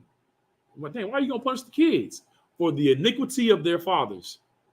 Prepare slaughter. That I may cut off the what? The son, the uncle, and the nephew. You don't want no more y'all left, man. That you may not inhabit and populate the land. He don't want y'all coming back. There ain't no more. Listen, the other nations, you'll get your punishment. After that, the Lord's gonna let y'all live and thrive, and you will be servants to the nation of Israel. But for the tribe of Edom, there ain't no repentance for y'all. You're the only nation that don't have it. You know what I'm saying? So my best advice for y'all is to enjoy your heaven and paradise now. Go bungee jumping, go skydiving, go surf the 70-foot waves in Australia, go climb Mount Kilimanjaro, right? Enjoy your private jets, enjoy your vacations in Cannes, France, and you know what I'm saying, and, in Monaco, right? Your vacations in the Appalachian Mountains and in the Poconos, have at it. Because the end of the world is Esau. And the beginning of that which follows is Jacob. So enjoy your time, because your kingdom is falling. So enjoy it while it lasts. You understand? But if you're a Black, Hispanic, Native Indian, you need to be coming back to and gathering yourself together with your family and getting prepared for our King's return. All right. Let me see where we at. Okay. Verse 17. And so Abraham prayed unto the Most High, and God healed Amalek and his wife and his maidservants, and they bare children. So because Amalek had took Sarai, the Lord had made all of the women in his household barren. He couldn't have no kids. And you have to understand. See, when you hear that right now in this society, it's not a big deal. Why? Because we got Planned Parenthood and abortion clinics. Sisters don't want to have kids. They want to have careers. So a woman right now hearing that, oh, he made them all barren, it don't even hit the same way because of how far we've been destroyed as a people. We're running to the abortion clinics and taking out our own nation. But back then, not having babies meant what? Your nation was going to die off. Your line will be erased in the earth. If you couldn't have kids, how could your tribes grow? Back then, we knew that the children that we had was the strength of the nation. And Amalek knew that. So when he saw all the women not being able to get pregnant, well, if we're going to die off. We're going to get eliminated. That's why the LGBTQ or LGBTQ, that's how Captain Zaric say LGBTQ, the LGBTQ community, they only benefit off of heterosexuals because they can't reproduce themselves. You understand? They're afforded their lawlessness because of heterosexual relationships. But if left to them, we wouldn't repopulate. Or it'd be these weird situations, you know. I guess the so-called sodomite men would get with the sodomite women and just to make more, but that you know, that would be utter confusion. And the Lord ain't having that. You understand? So Amalek valued being able to have children. We've got to the point now where we feel like children are what? Another bill. Can't afford it. Don't want to have it with a woman that's not going to stay with me. She's going to file for divorce, and now I'm on child support. That's how we looking at it now. Or sisters like, well, I'm not trying to mess up my body. I got to keep my body. You know what I'm saying? Because I got enough for, you know, for the mommy tummy tuck. You know what I'm saying? And I gotta be out here in my 40s and 50s looking good for these men in a, you know, in a two-piece swimming suit. That's where our morality lies at now. Not in building strong families and strong children and coming together as a nation. But Amalek was afraid of that because he knew that if the Lord kept their womb shut, they would cease to exist. We're so used to being under the curses, we run to death. We run to death. Like death, for us, death is life. In the ghettos, in the hoods, in the barrios, in the reservations, the things that we suffer, the punishments from the Lord from disobeying our culture, we look at that as life. This is why Christ said, I came to give you life because you don't know what life is. You think life is running the street, shooting, you know what I mean, sliding on your ops, or, you know what I'm saying, busting down a Tatiana. You know what I mean? Going to the strip club, going to get drunk every night, smoking weed. We think that's life. That's death. But Christ came to give us life more abundantly. You know what that is? That's heaven. That's heaven on earth, man. Is you wake up in the morning and you ain't got to go to a slave because you got to make sure you get that rent paid and them light bills paid. You don't know about that. All you know about is the pressure of having to try to get something from the earth, and the earth ain't pulling up nothing but thorns, man. That's all you know. You can't have peace because you don't have your own land. You don't have your own inheritance. You don't know what it means to have your father have you set up from a baby to when you hit 21 years old, you have a business that you walk into with servants. You don't know about that life. But Christ, that's what Christ want to give you. If you're willing to fight for it. He fought. Your king fought. What king on earth do you know that died for you? That died for his people? That his people might have power. There's no record of any king in the history of the earth that died for his people, that they might live. But your king did, a black man named Yahweh Shah HaMashiach from the tribe of Judah, man. Better known as Jesus Christ, you know what I mean, to the world. He died for you, man. For you to have what? The kingdom. For you to live like the Rothschilds, the De Boers, or whatever other wealthy family they got out there. The Clintons, the Bushes. You think they kids is worried about college and a job or being broke? No. You think the sons and daughters of the people that own Vanguard and BlackRock, you think they worried about getting a job? No, you are. Because why? You're the poor of the earth. You're the poor of the earth, and nobody cares about you. But in order, and what your oppressor knows is for him to stay in heaven, he got to keep you on the bottom and keep you violating and sinning against the Most High. It's just a fact, man. It's just a fact. All right. All right, let's get back to it. Verse 18. For the Lord had fast closed up all the wombs of the house of Amalek because of Sarah, Abraham's wife.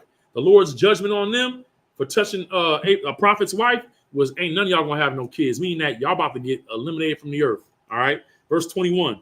And the Lord visited Sarah as he had said. He had told Sarah, I'm gonna come back this time next year and give you a child.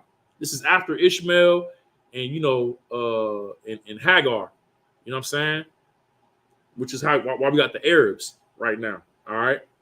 But he told Sarah, I'm gonna come back and give you a child. All right. And remember, Sarah laughed at him. She laughed when she heard it. And that's why it's so funny that Isaac or Yatazak means to laugh. He's like, oh, you think that's funny? No sweat. Okay. Well, we're gonna see how funny it is. And then that became his name, to laugh. It also means firm, but it also means to laugh. Yatazak, okay? And the Lord visited Sarah as he had said, and the Lord did unto Sarah as he had spoken. So Abraham had sex with Sarah, and she got pregnant, even though she was already in a menopausal state, meaning that her womb was dried up, her eggs had dried up.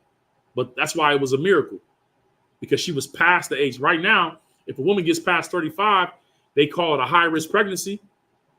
You know what I'm saying? She's already lost half of her eggs at 35. So when you get with a woman who's over 35 and you try to have kids, I'm gonna keep it 1,000 with y'all. You not is it just a high risk pregnancy in terms of the life of the mother and of the child and all types of risk in giving birth, but you also possibly dealing with autism.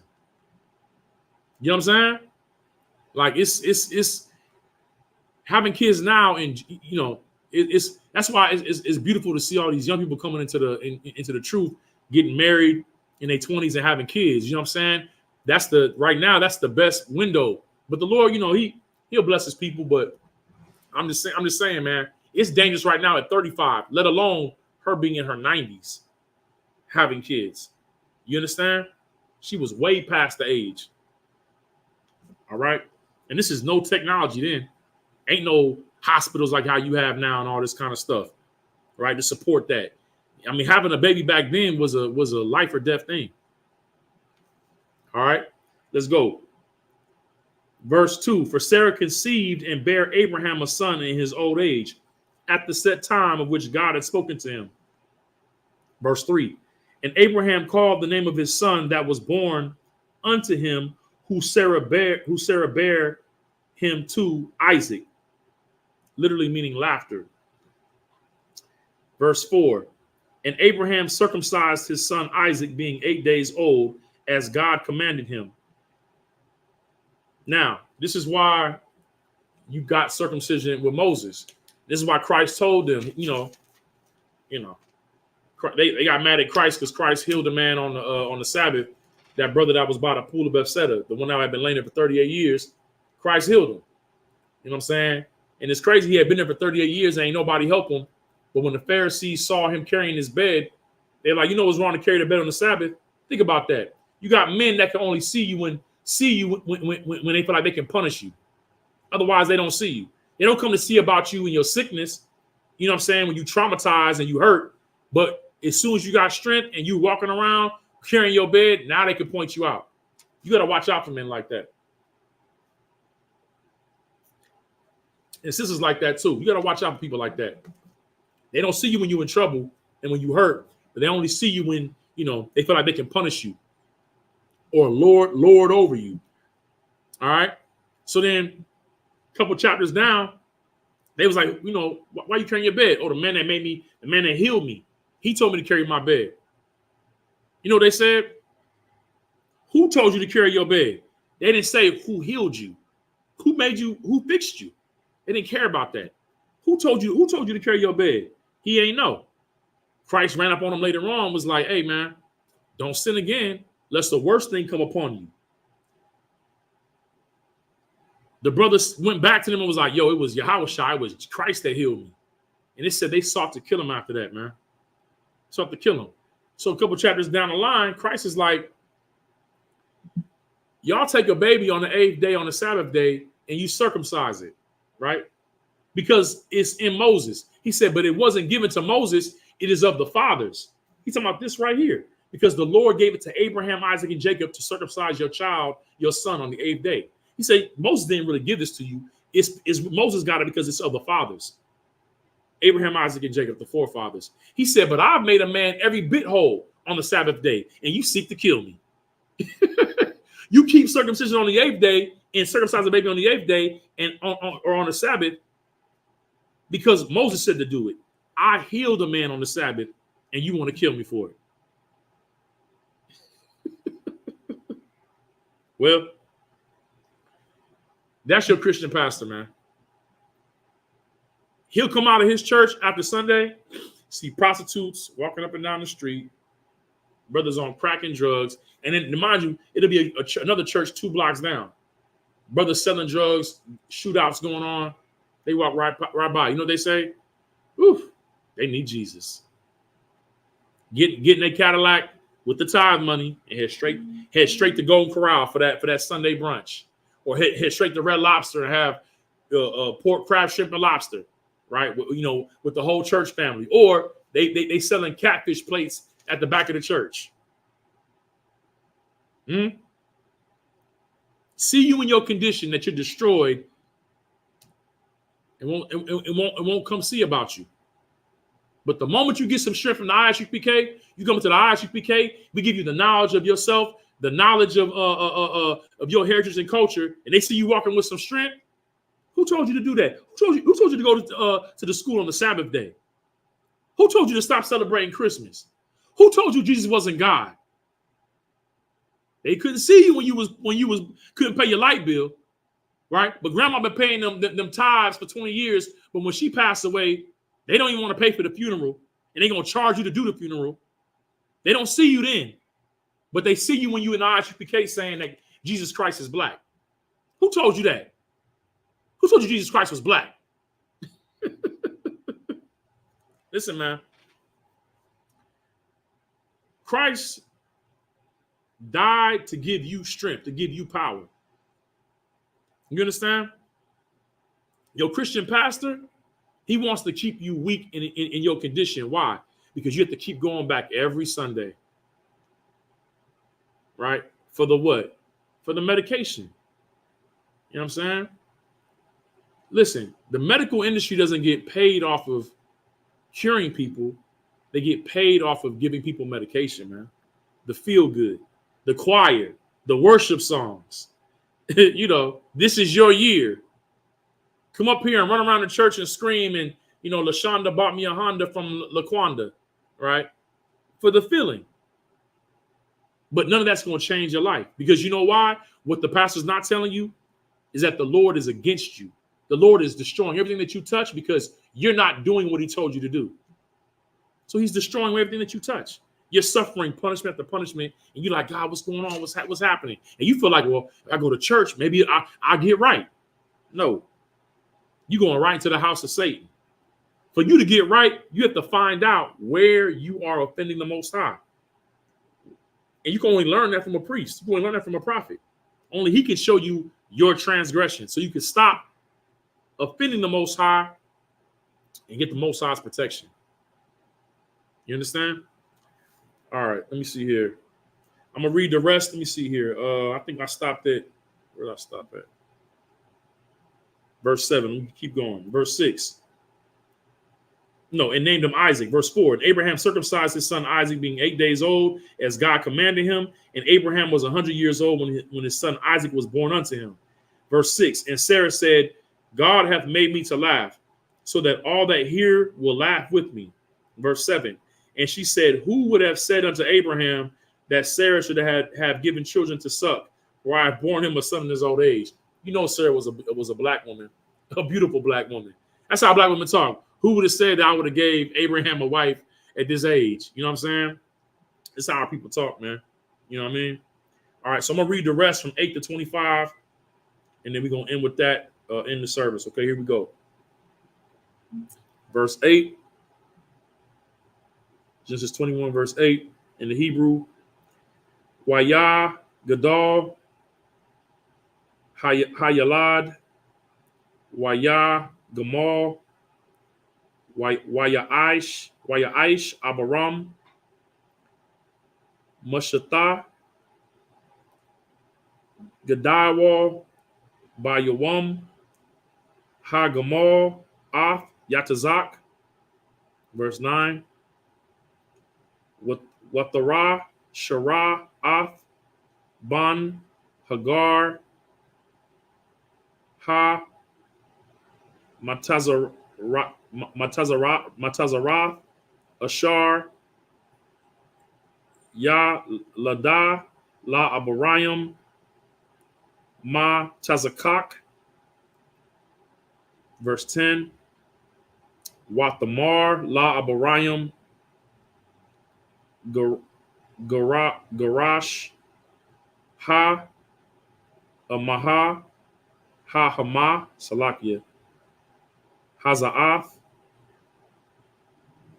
Wa'ath Banaha Kaya La'a Yarash Ban Ha Ama Ha Za'ath Aim Banya Aim Yatazak. Verse 11. Wa Yarai. So like it Wa Ya Ra'ai Hadabar Ma'ad Ba I Yanai Salakia Ban I Ya Nayai Abaram All A Wadath Ban Banwa. Verse 12. Wayamar Alahayim All Abaram All Yarai Banayaka Salakia Ba'ai Ya Na Salakia Ba'ai Ya Nayai Salakia Ba'ai Ya Na'ai Ba'ai Ya Ba'aya Nayaka All Hana Ira Wa'ayo Amathaka Call Ashar Tha'imar All Yaka Shara Shemai Bakwa Laha Kaya Ba Yatazak Yakwa Ra'a Laka Zara'ai. Verse 13. Wagum Ath Ban Ha'a Slakia Ha A Maha Laga Waya Asha Yamanayawa Kaya Zara'aika Ha Wa'a. Verse 14. Waya Shakam Abarayim Ba Bakwar Waya Kwaka Lakam Waka Ma'ath Mayam Waya Thawa All Hagar Sham All Shaka Maha Wa'ath Hayalad Waya Shalakaiha Wata Laka Wata Ta'ai Ba Mada Ba Madabar Ba'ar Shaba'ai. Verse 15. Waya Wayakawa Hamayam Man Haka Hakamath Wata Shalaka Ath Hayalad the Katha Salakia Kathath Akkad Hasha Yakam. Verse 16. Wata Laka Wata Wata what the Wa the Shab Laha Mana Ma Nagad Hurrah Salakia Hurrah Hurrah, ka, kwa, or hurrah, ka,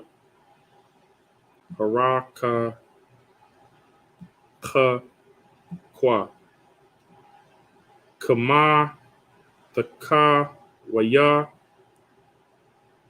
Quashath, Kaya, Amara, All, Araha, Ba Maya, Bama, Bamawath, Hayalad, Watash, Watashab, Mana, Managad, Wata Sha'a, Af, Kwalaha, Wata Baka, verse 17, Waya, Shemai, Alahayim, Af, Kwal, Hanayar, Waikwara, Malak, Alahayim, Al, Hagar, Man, Hashemayim, Wayamar, Laha, Ma, Laka, Hagar, Al, Thayai, Ra'aya, Kaya, Shemai, Alahayim, Al, Kwal, Hanar, Salakia, Ha, Nayar, Ba, Ashar, Ha, Wa'a, Shum, verse 18, Maya, Sha'aya, Af, Hanar, Slakiyaha, Na'ar, Waha, Ka, Zaya, Kwaya, Af, Yadak, Bawa, Kaya, Lagaiwaya, Gadol, damn, wait, Gadol, Gadawal, Gadol, Ashar, Yamai, Noah, verse 19, Waya,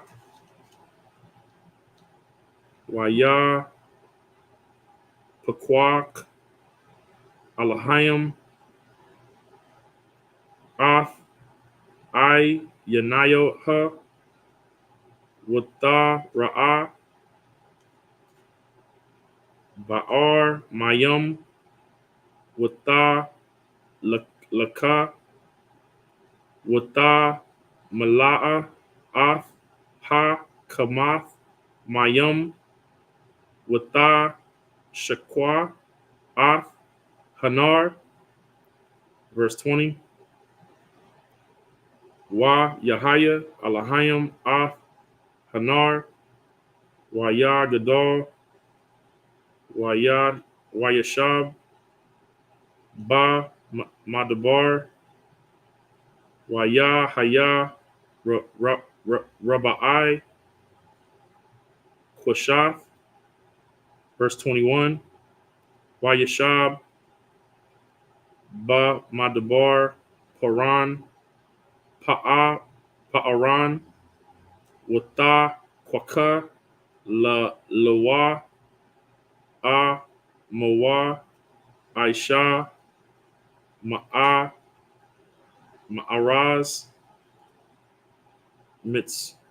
Matazarayim, verse 22, Yahaya, Ba'ath, Ha, Hawa'a, Wayamar, Abaya, Malak,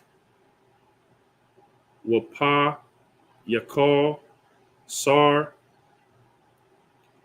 Tazaba'ayawa, Ath, Abarayim, Lamar, Alahayim, Aimaka, Bakal, Ashar, Atha, Ai, Shaha, verse 23, Wa'atha, Wa'ayatha, Ha, Shaba'aiha, Laya, Ba, Alahayim,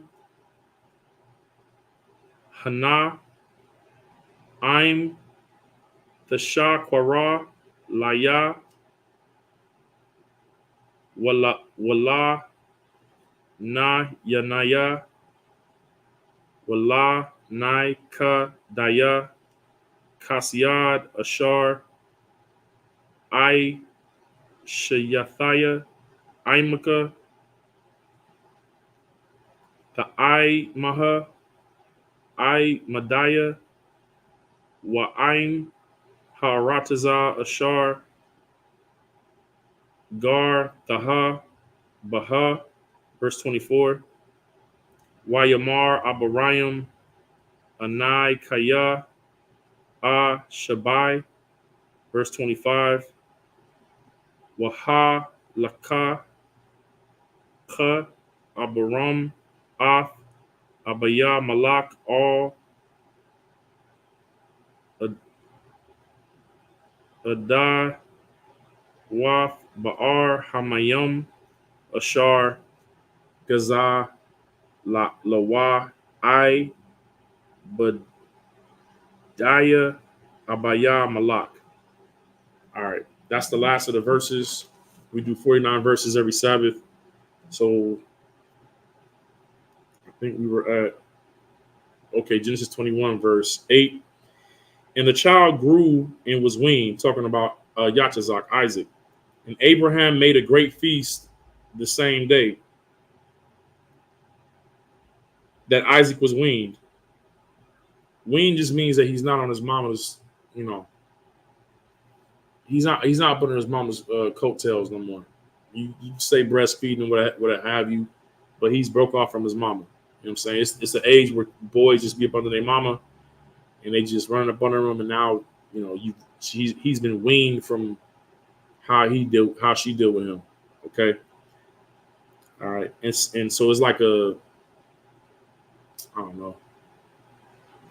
It's a celebration that he's moving into the steps of being a young man. All right. And start to be up under his father. All right. And Sarah saw the son of Hagar, the Egyptian, which she had born unto Abraham, mocking. At this time, Ishmael's like 13. Isaac just get done from being up under his mama. She over there mocking him like, who, you know, it's jealousy. You know how women are. You know what I'm saying? You know how that go.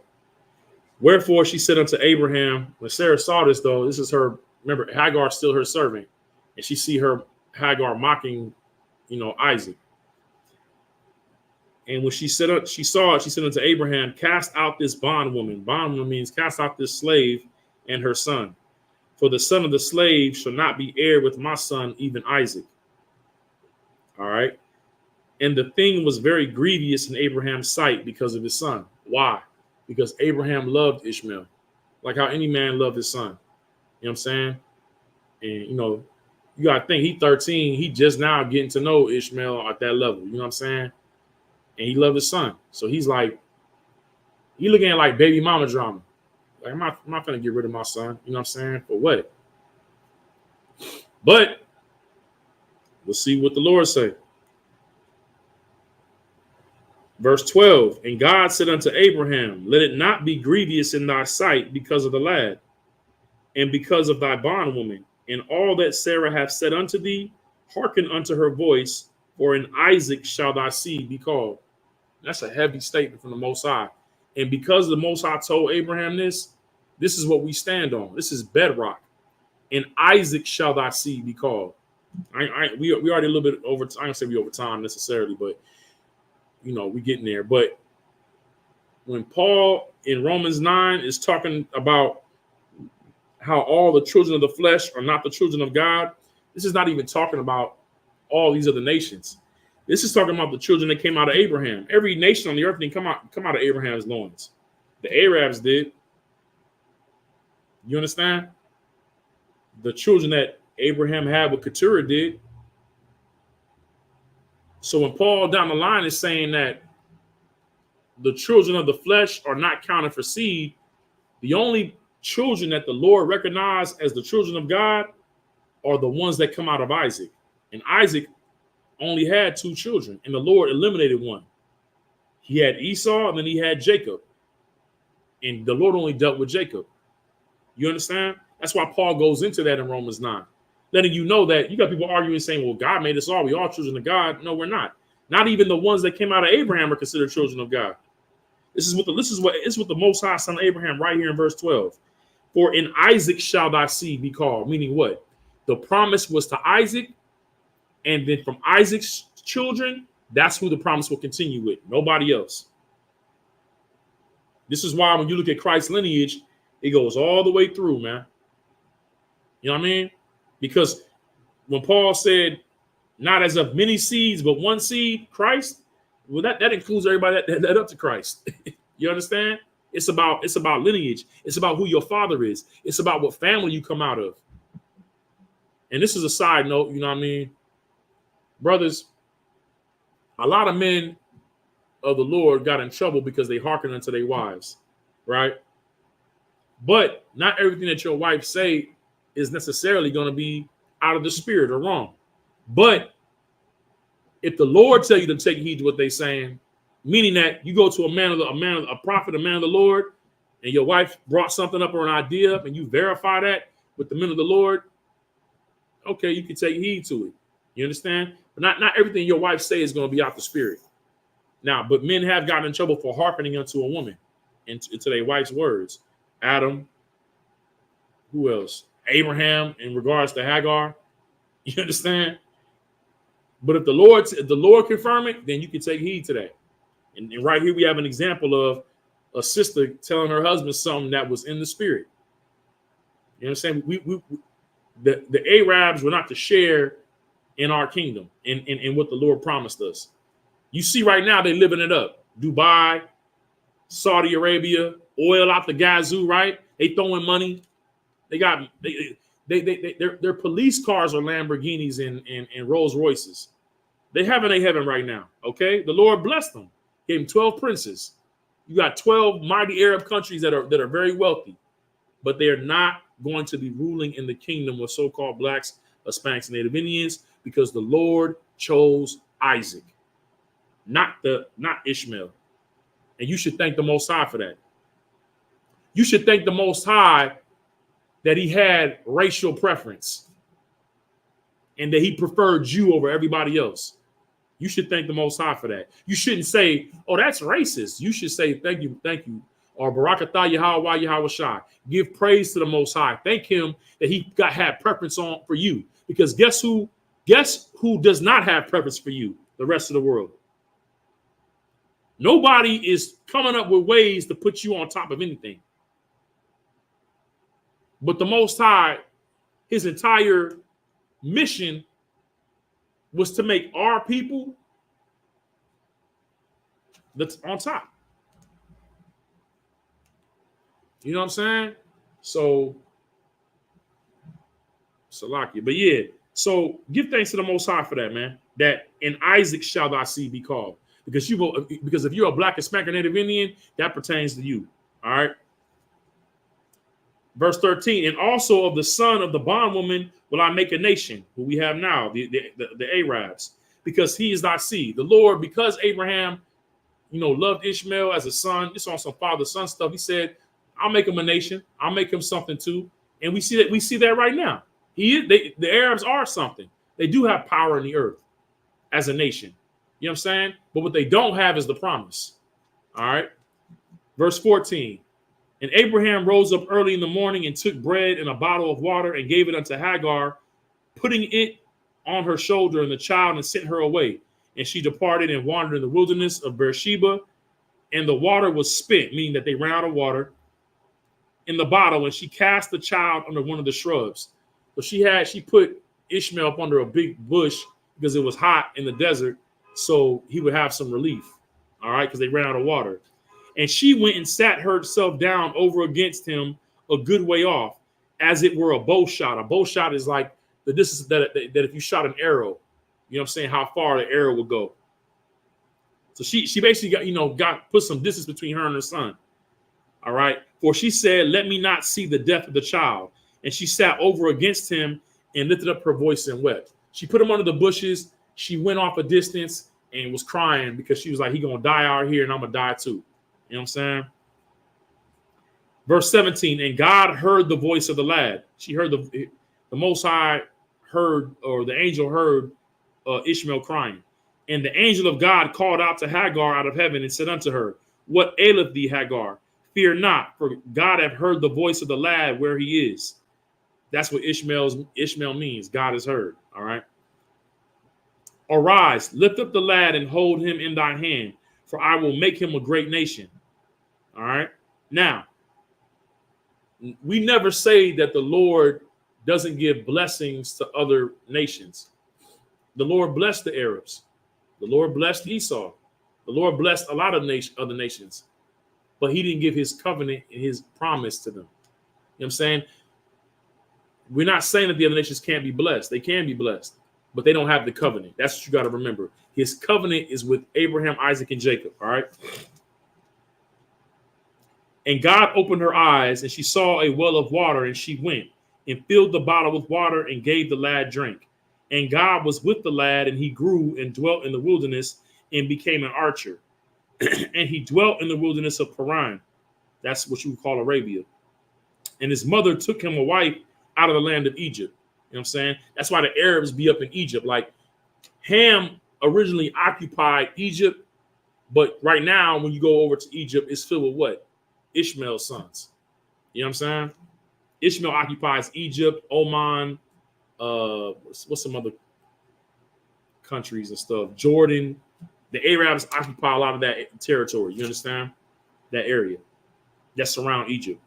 And it came to pass at the time that Amalek and Phicol, the chief captain of his host, spake unto Abraham, saying, God is with thee in all that thou doest. So Amalek, the king who gave Abraham the wealth and told him to choose some land to go live in, he come with his general to come holler at Abraham. And they say, God, he says to him, God is with thee in all that thou doest. Verse 23. Now therefore swear unto me here by God that thou wilt not deal falsely with me, nor with my son, nor with my son's son. But according to the kindness that I have done unto thee, thou shalt do unto me and to the land wherein thou hast sojourned. So Amalek gave him all that stuff and comes back at him and is like, look, man, I've dealt with you kindly. Let's make an agreement that, you know, you'll deal kindly with me and with my son's son and their son. Because he knows that if Abraham gets handled any kind of way, the Lord will take him and his people out. So he's trying to make sure before he died that Abraham make an agreement to not have it to where his son and his son's sons get messed over. You know what I'm saying? Verse 24. And Abraham said, I will swear. But verse 25. And Abraham reproved. Reprove means to check. And Abraham reproved or checked Amalek because of a well of water where Amalek's servants had violently taken away. Meaning that even though Amalek gave Abraham land for Abraham to occupy, Amalek's servants had a beef with Abraham still. Because they knew about the threat that came from the Most High. So they felt like, yeah, he didn't have this land, but this is our land.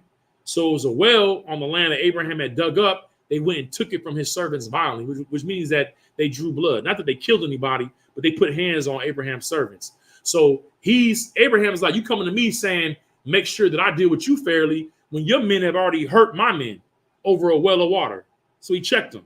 All right. So that's where we're going to leave off at right there. Genesis 21, verse 25. We're going to go ahead and close out on that. Next week, we'll come back and start there. You know what I'm saying? With that, Imajum, which means to stand. Go ahead and close out the service.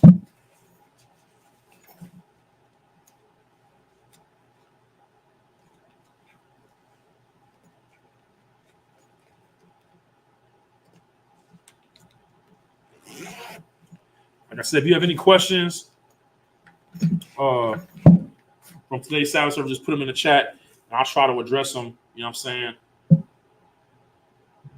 Next Sabbath service, all right?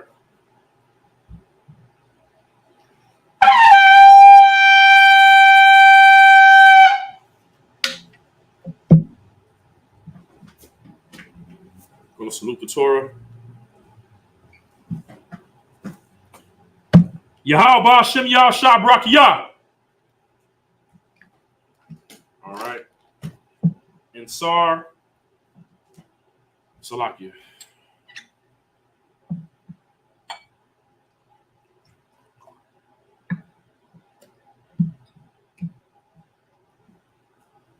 La Yasha'ala, which means to Israel.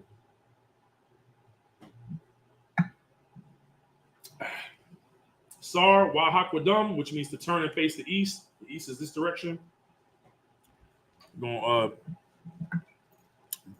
to do the prayers. This is the Lord's Prayer in the Hebrew.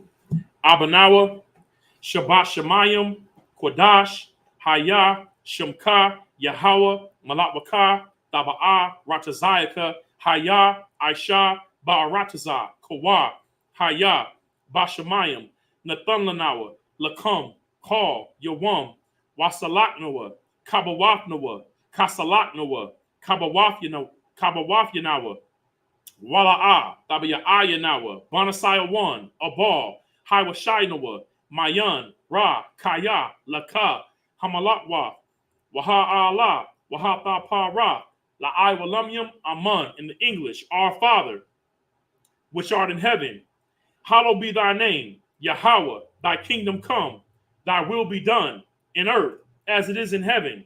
Give us this day our daily bread, and forgive us our debts, as we forgive our debtors, and lead us not into temptation, but deliver us from evil. For thine is the kingdom, and the power, and the glory forever. So be it. This is the prayer of the power of the Hakak in the Hebrew. Yahweh, Ba'ashem Yahweh Shai, Baba Kusha, Nathan Lana, Call Makalah, Wakal Marawa, Hakak, Latahar, Ha Matazarium, Hakak, Lahakwiyum, Hamathium, Hakak, Al Rakawa, Hatah Ma'alah, Lagarshin, Ba'ashem Yahweh Shai, the Wada Aman. In the English, Yahweh, in the name of Yahweh Shai, please give us the power to heal all manner of sickness and all manner of disease, the power to cleanse the lepers, the power to raise the dead, the power against unclean spirits, to cast them out. In the name of Yahweh Shai, thank you, so be it. This is the prayer to bless Israel. In the Hebrew, Yahweh, Ba'ashem Yahweh Shai, Barak Lanawa, Wa Yasha'ala, Waha Baya Saparium, Barak, Ba'ashem Yahweh Shai, the Wada Aman. In the English, Yahweh, in the name of Yahweh Shai, bless us, and Israel, and the school. In the name of Yahweh Shai, thank you, so be it. This is Psalms 121 in the Hebrew. Ashai Ayanya, Ahaharium, Ma'ayan, Yaba'a Azaria, Ma'am, Yahweh, Aisha, Shamayam, Wa'arataza, Al Yathan, Lamawat, Regalka, Al Yanawam, Shamarka, Hana, La'a, Yanawam, Wala'a, Yayashan, Shawamar, Yasha'ala, Yahweh, Shamarka, Yahweh, Tizalka, Al Yad, Yamyanka, Yawamam, Hashamash, La'a Yakaka, Wayarak, Balayala, Yahweh, Yashamarka, Makal Ra'ah, Yashamar, Aknapashka, Yahweh, Yashamar, Taza'aka, Wabawa'aka, Ma'atha, Wa'ad Awalam. In the English, I will lift up mine eyes unto the hills. From whence cometh my help? My help cometh from Yahweh, which made heaven and earth. He will not suffer thy foot to be moved. He that keepeth thee will not slumber. Behold, he that keepeth Israel shall neither slumber nor sleep. Yahweh is thy keeper. Yahweh is thy shade upon thy right hand. The sun shall not smite thee by day, nor the moon by night. Yahweh shall preserve thee from all evil. He shall preserve thy soul. Yahweh shall preserve thy going out and thy coming in from this time forth and even forevermore. This is Psalms 83 in the Hebrew.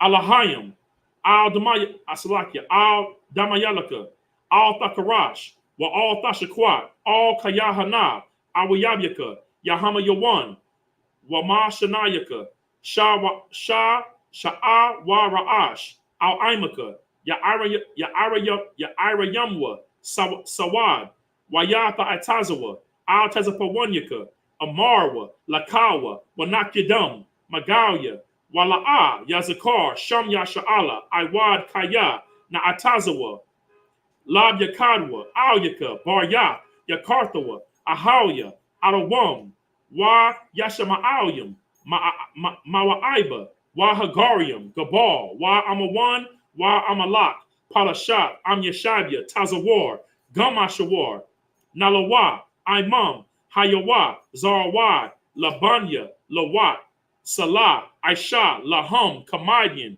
Kasaya Sarah, Salaki, Kayabian, Banakal, Kwayashwan, Na Shamadwa, Ba'ayan Da'ira, Hayawa, Daman, La Adama, Shathamwa, Nadayabwa, Ka'arab, Wa Kazaba, Wa Kazabak, Waka Tazamanai, Kar Nasayakamwa, Ashar, Amarwa, Na Yarasha, Lanawa, Nawa, Alahayam, Alahaya, Shayathamwa, Kagargala, Kakwash, La Panya, Rawaka, Ka'ash, Tabai Aria Ira, Waka Lahaba, Talahat, Harayam, Kan Tharadatma, Basa Irika, Wabasa Wapatka, Thabalaham, Mala'a, Panyaham, Kwalawan, Wayaba Kwashwa, Shamka, Yahawa, Yabashwa, Wayabahawa, Aya Ai, Waya Kaparwa, Waya Abadwa, Waya Daiwa, Kayatha, Shemka, Yahawa, Labadka, Al Yawan, Al Kaharataza.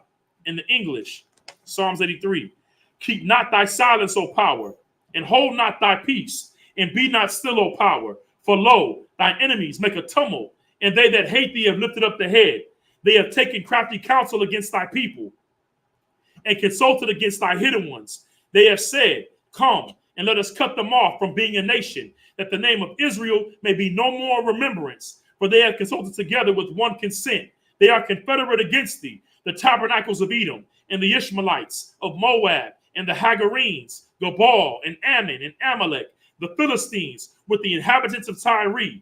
Ashur is also joined with them. They have hope in the children of Lot. Salah. Do unto them as unto the Midianites, as unto Sisera, as to Jabin at the brook of Kison, which perished at Endor. They became as dung for the earth. Make their nobles like Oreb and like Zeeb, yea, all their princes as Zabah and as Zalmunna, who said, let us take to ourselves the houses of the power in possession. O my power, make them like the wheel, as the stubble before the wind, as the fire burneth the wood, as the flame setteth the mountains on fire. So persecute them with thy tempest, and make them afraid with thy storm, and fill their faces with shame, that they may seek thy name. O Yahweh, let them be confounded and troubled forever. Yea, let them be put to shame and perish, that men may know that thou, whose name alone is Yahweh, art the most high over all the earth.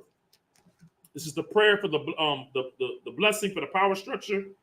Barakatha Yahweh, Wa Yahweh Shai, Wa Mayaka Allah, Wa Alahayim, Matazabaya, Alawap Yahana, Ha Alawapium, Ha Saranium, Ha Kutazayanium, Ha Krialium, Wa Ha Akwafian, Yahweh, Ba Hashem Yahweh Shai, the water Aman. In the English, bless you, Yahweh, and Yahweh Shai, and Michael, and the angels, commanding General Yahana, the generals, the captains, the officers, the troopers, and the sisters. Yahweh, in the name of Yahweh Shai, thank you, so be it. This is the curses. Blessed are you, Yahweh, King of heaven and earth, and all things living. Yahweh, in the name of Yahweh Shai, listen to us now, right now. Send evils and curses and punishment and destruction to the heathen that speak against us, thy prophets, the teachers, the princes, the priests, and the Israelite brothers, and the school. Send evils and curses and punishment and destruction to the heathen, and shake loose the treasure of the rich of Israel that refuse to give to the school. Force their riches to enter into thy sanctuary. Send evils and curses and punishment and destruction to the Edomites and the nations and their drug dealers, the court system, the prison system, Planned Parenthood, all the governments of our enemies, Amalek synagogues and armies, the Roman Catholic Church, the Pope, Islam, Christianity, Egyptology, militia, the Ku Klux Klan, Aryan Nation, skinheads, Posse Comitatus, the gay movement, the lesbian movement, spies, workers of witchcraft, NASA space programs, the Army, the Navy, the Air Force, the Marines, Wall Street, open up the internet and the airwaves, the cable access channels and the radio channels. Convict the spirit of any of thy people that seek to stop us, and bring swift destruction to all the heathen that stand in the way or try to stop us from broadcasting your words throughout the planet Earth. Let loose all the plagues, cause them to go to and fro through the earth and consume them. Let the plagues shake the house of the thief and the murderer. Let Yahushua, Michael, and Gabriel come down with the flying saucers and punish all the heathen that come up against us as we speak thy word. Cause it to be known by all that it is the angels that have done it. Cause it to be spread throughout the media, throughout the whole world. Cause them to shake at thy coming. In the name of Yahushua, thank you always. So be it. All right, Sar, turn and face the podium. All right, with that, I just want to give a courteous salute to the Aki and to the men of Israel. Imajim Shabbat, which means to be at rest. Imajim, which means to stand. Barak, which means to bless. Fist over your chest. Barak, Yahweh. So Yahweh. Bahashem. Yahweh Shai. Barak. Atah. All you said is Most High, in the name of Christ, bless you in Christ's name. All right. Yazamatah, turn, Sar, which means to turn, face the sisters. Men of Israel, Imajim Shabbat, Imajim, Barak, Yahweh, Shamar, Alathan, Ba'ashem, Yahweh Shai. All right, Yazamatah, class dismissed.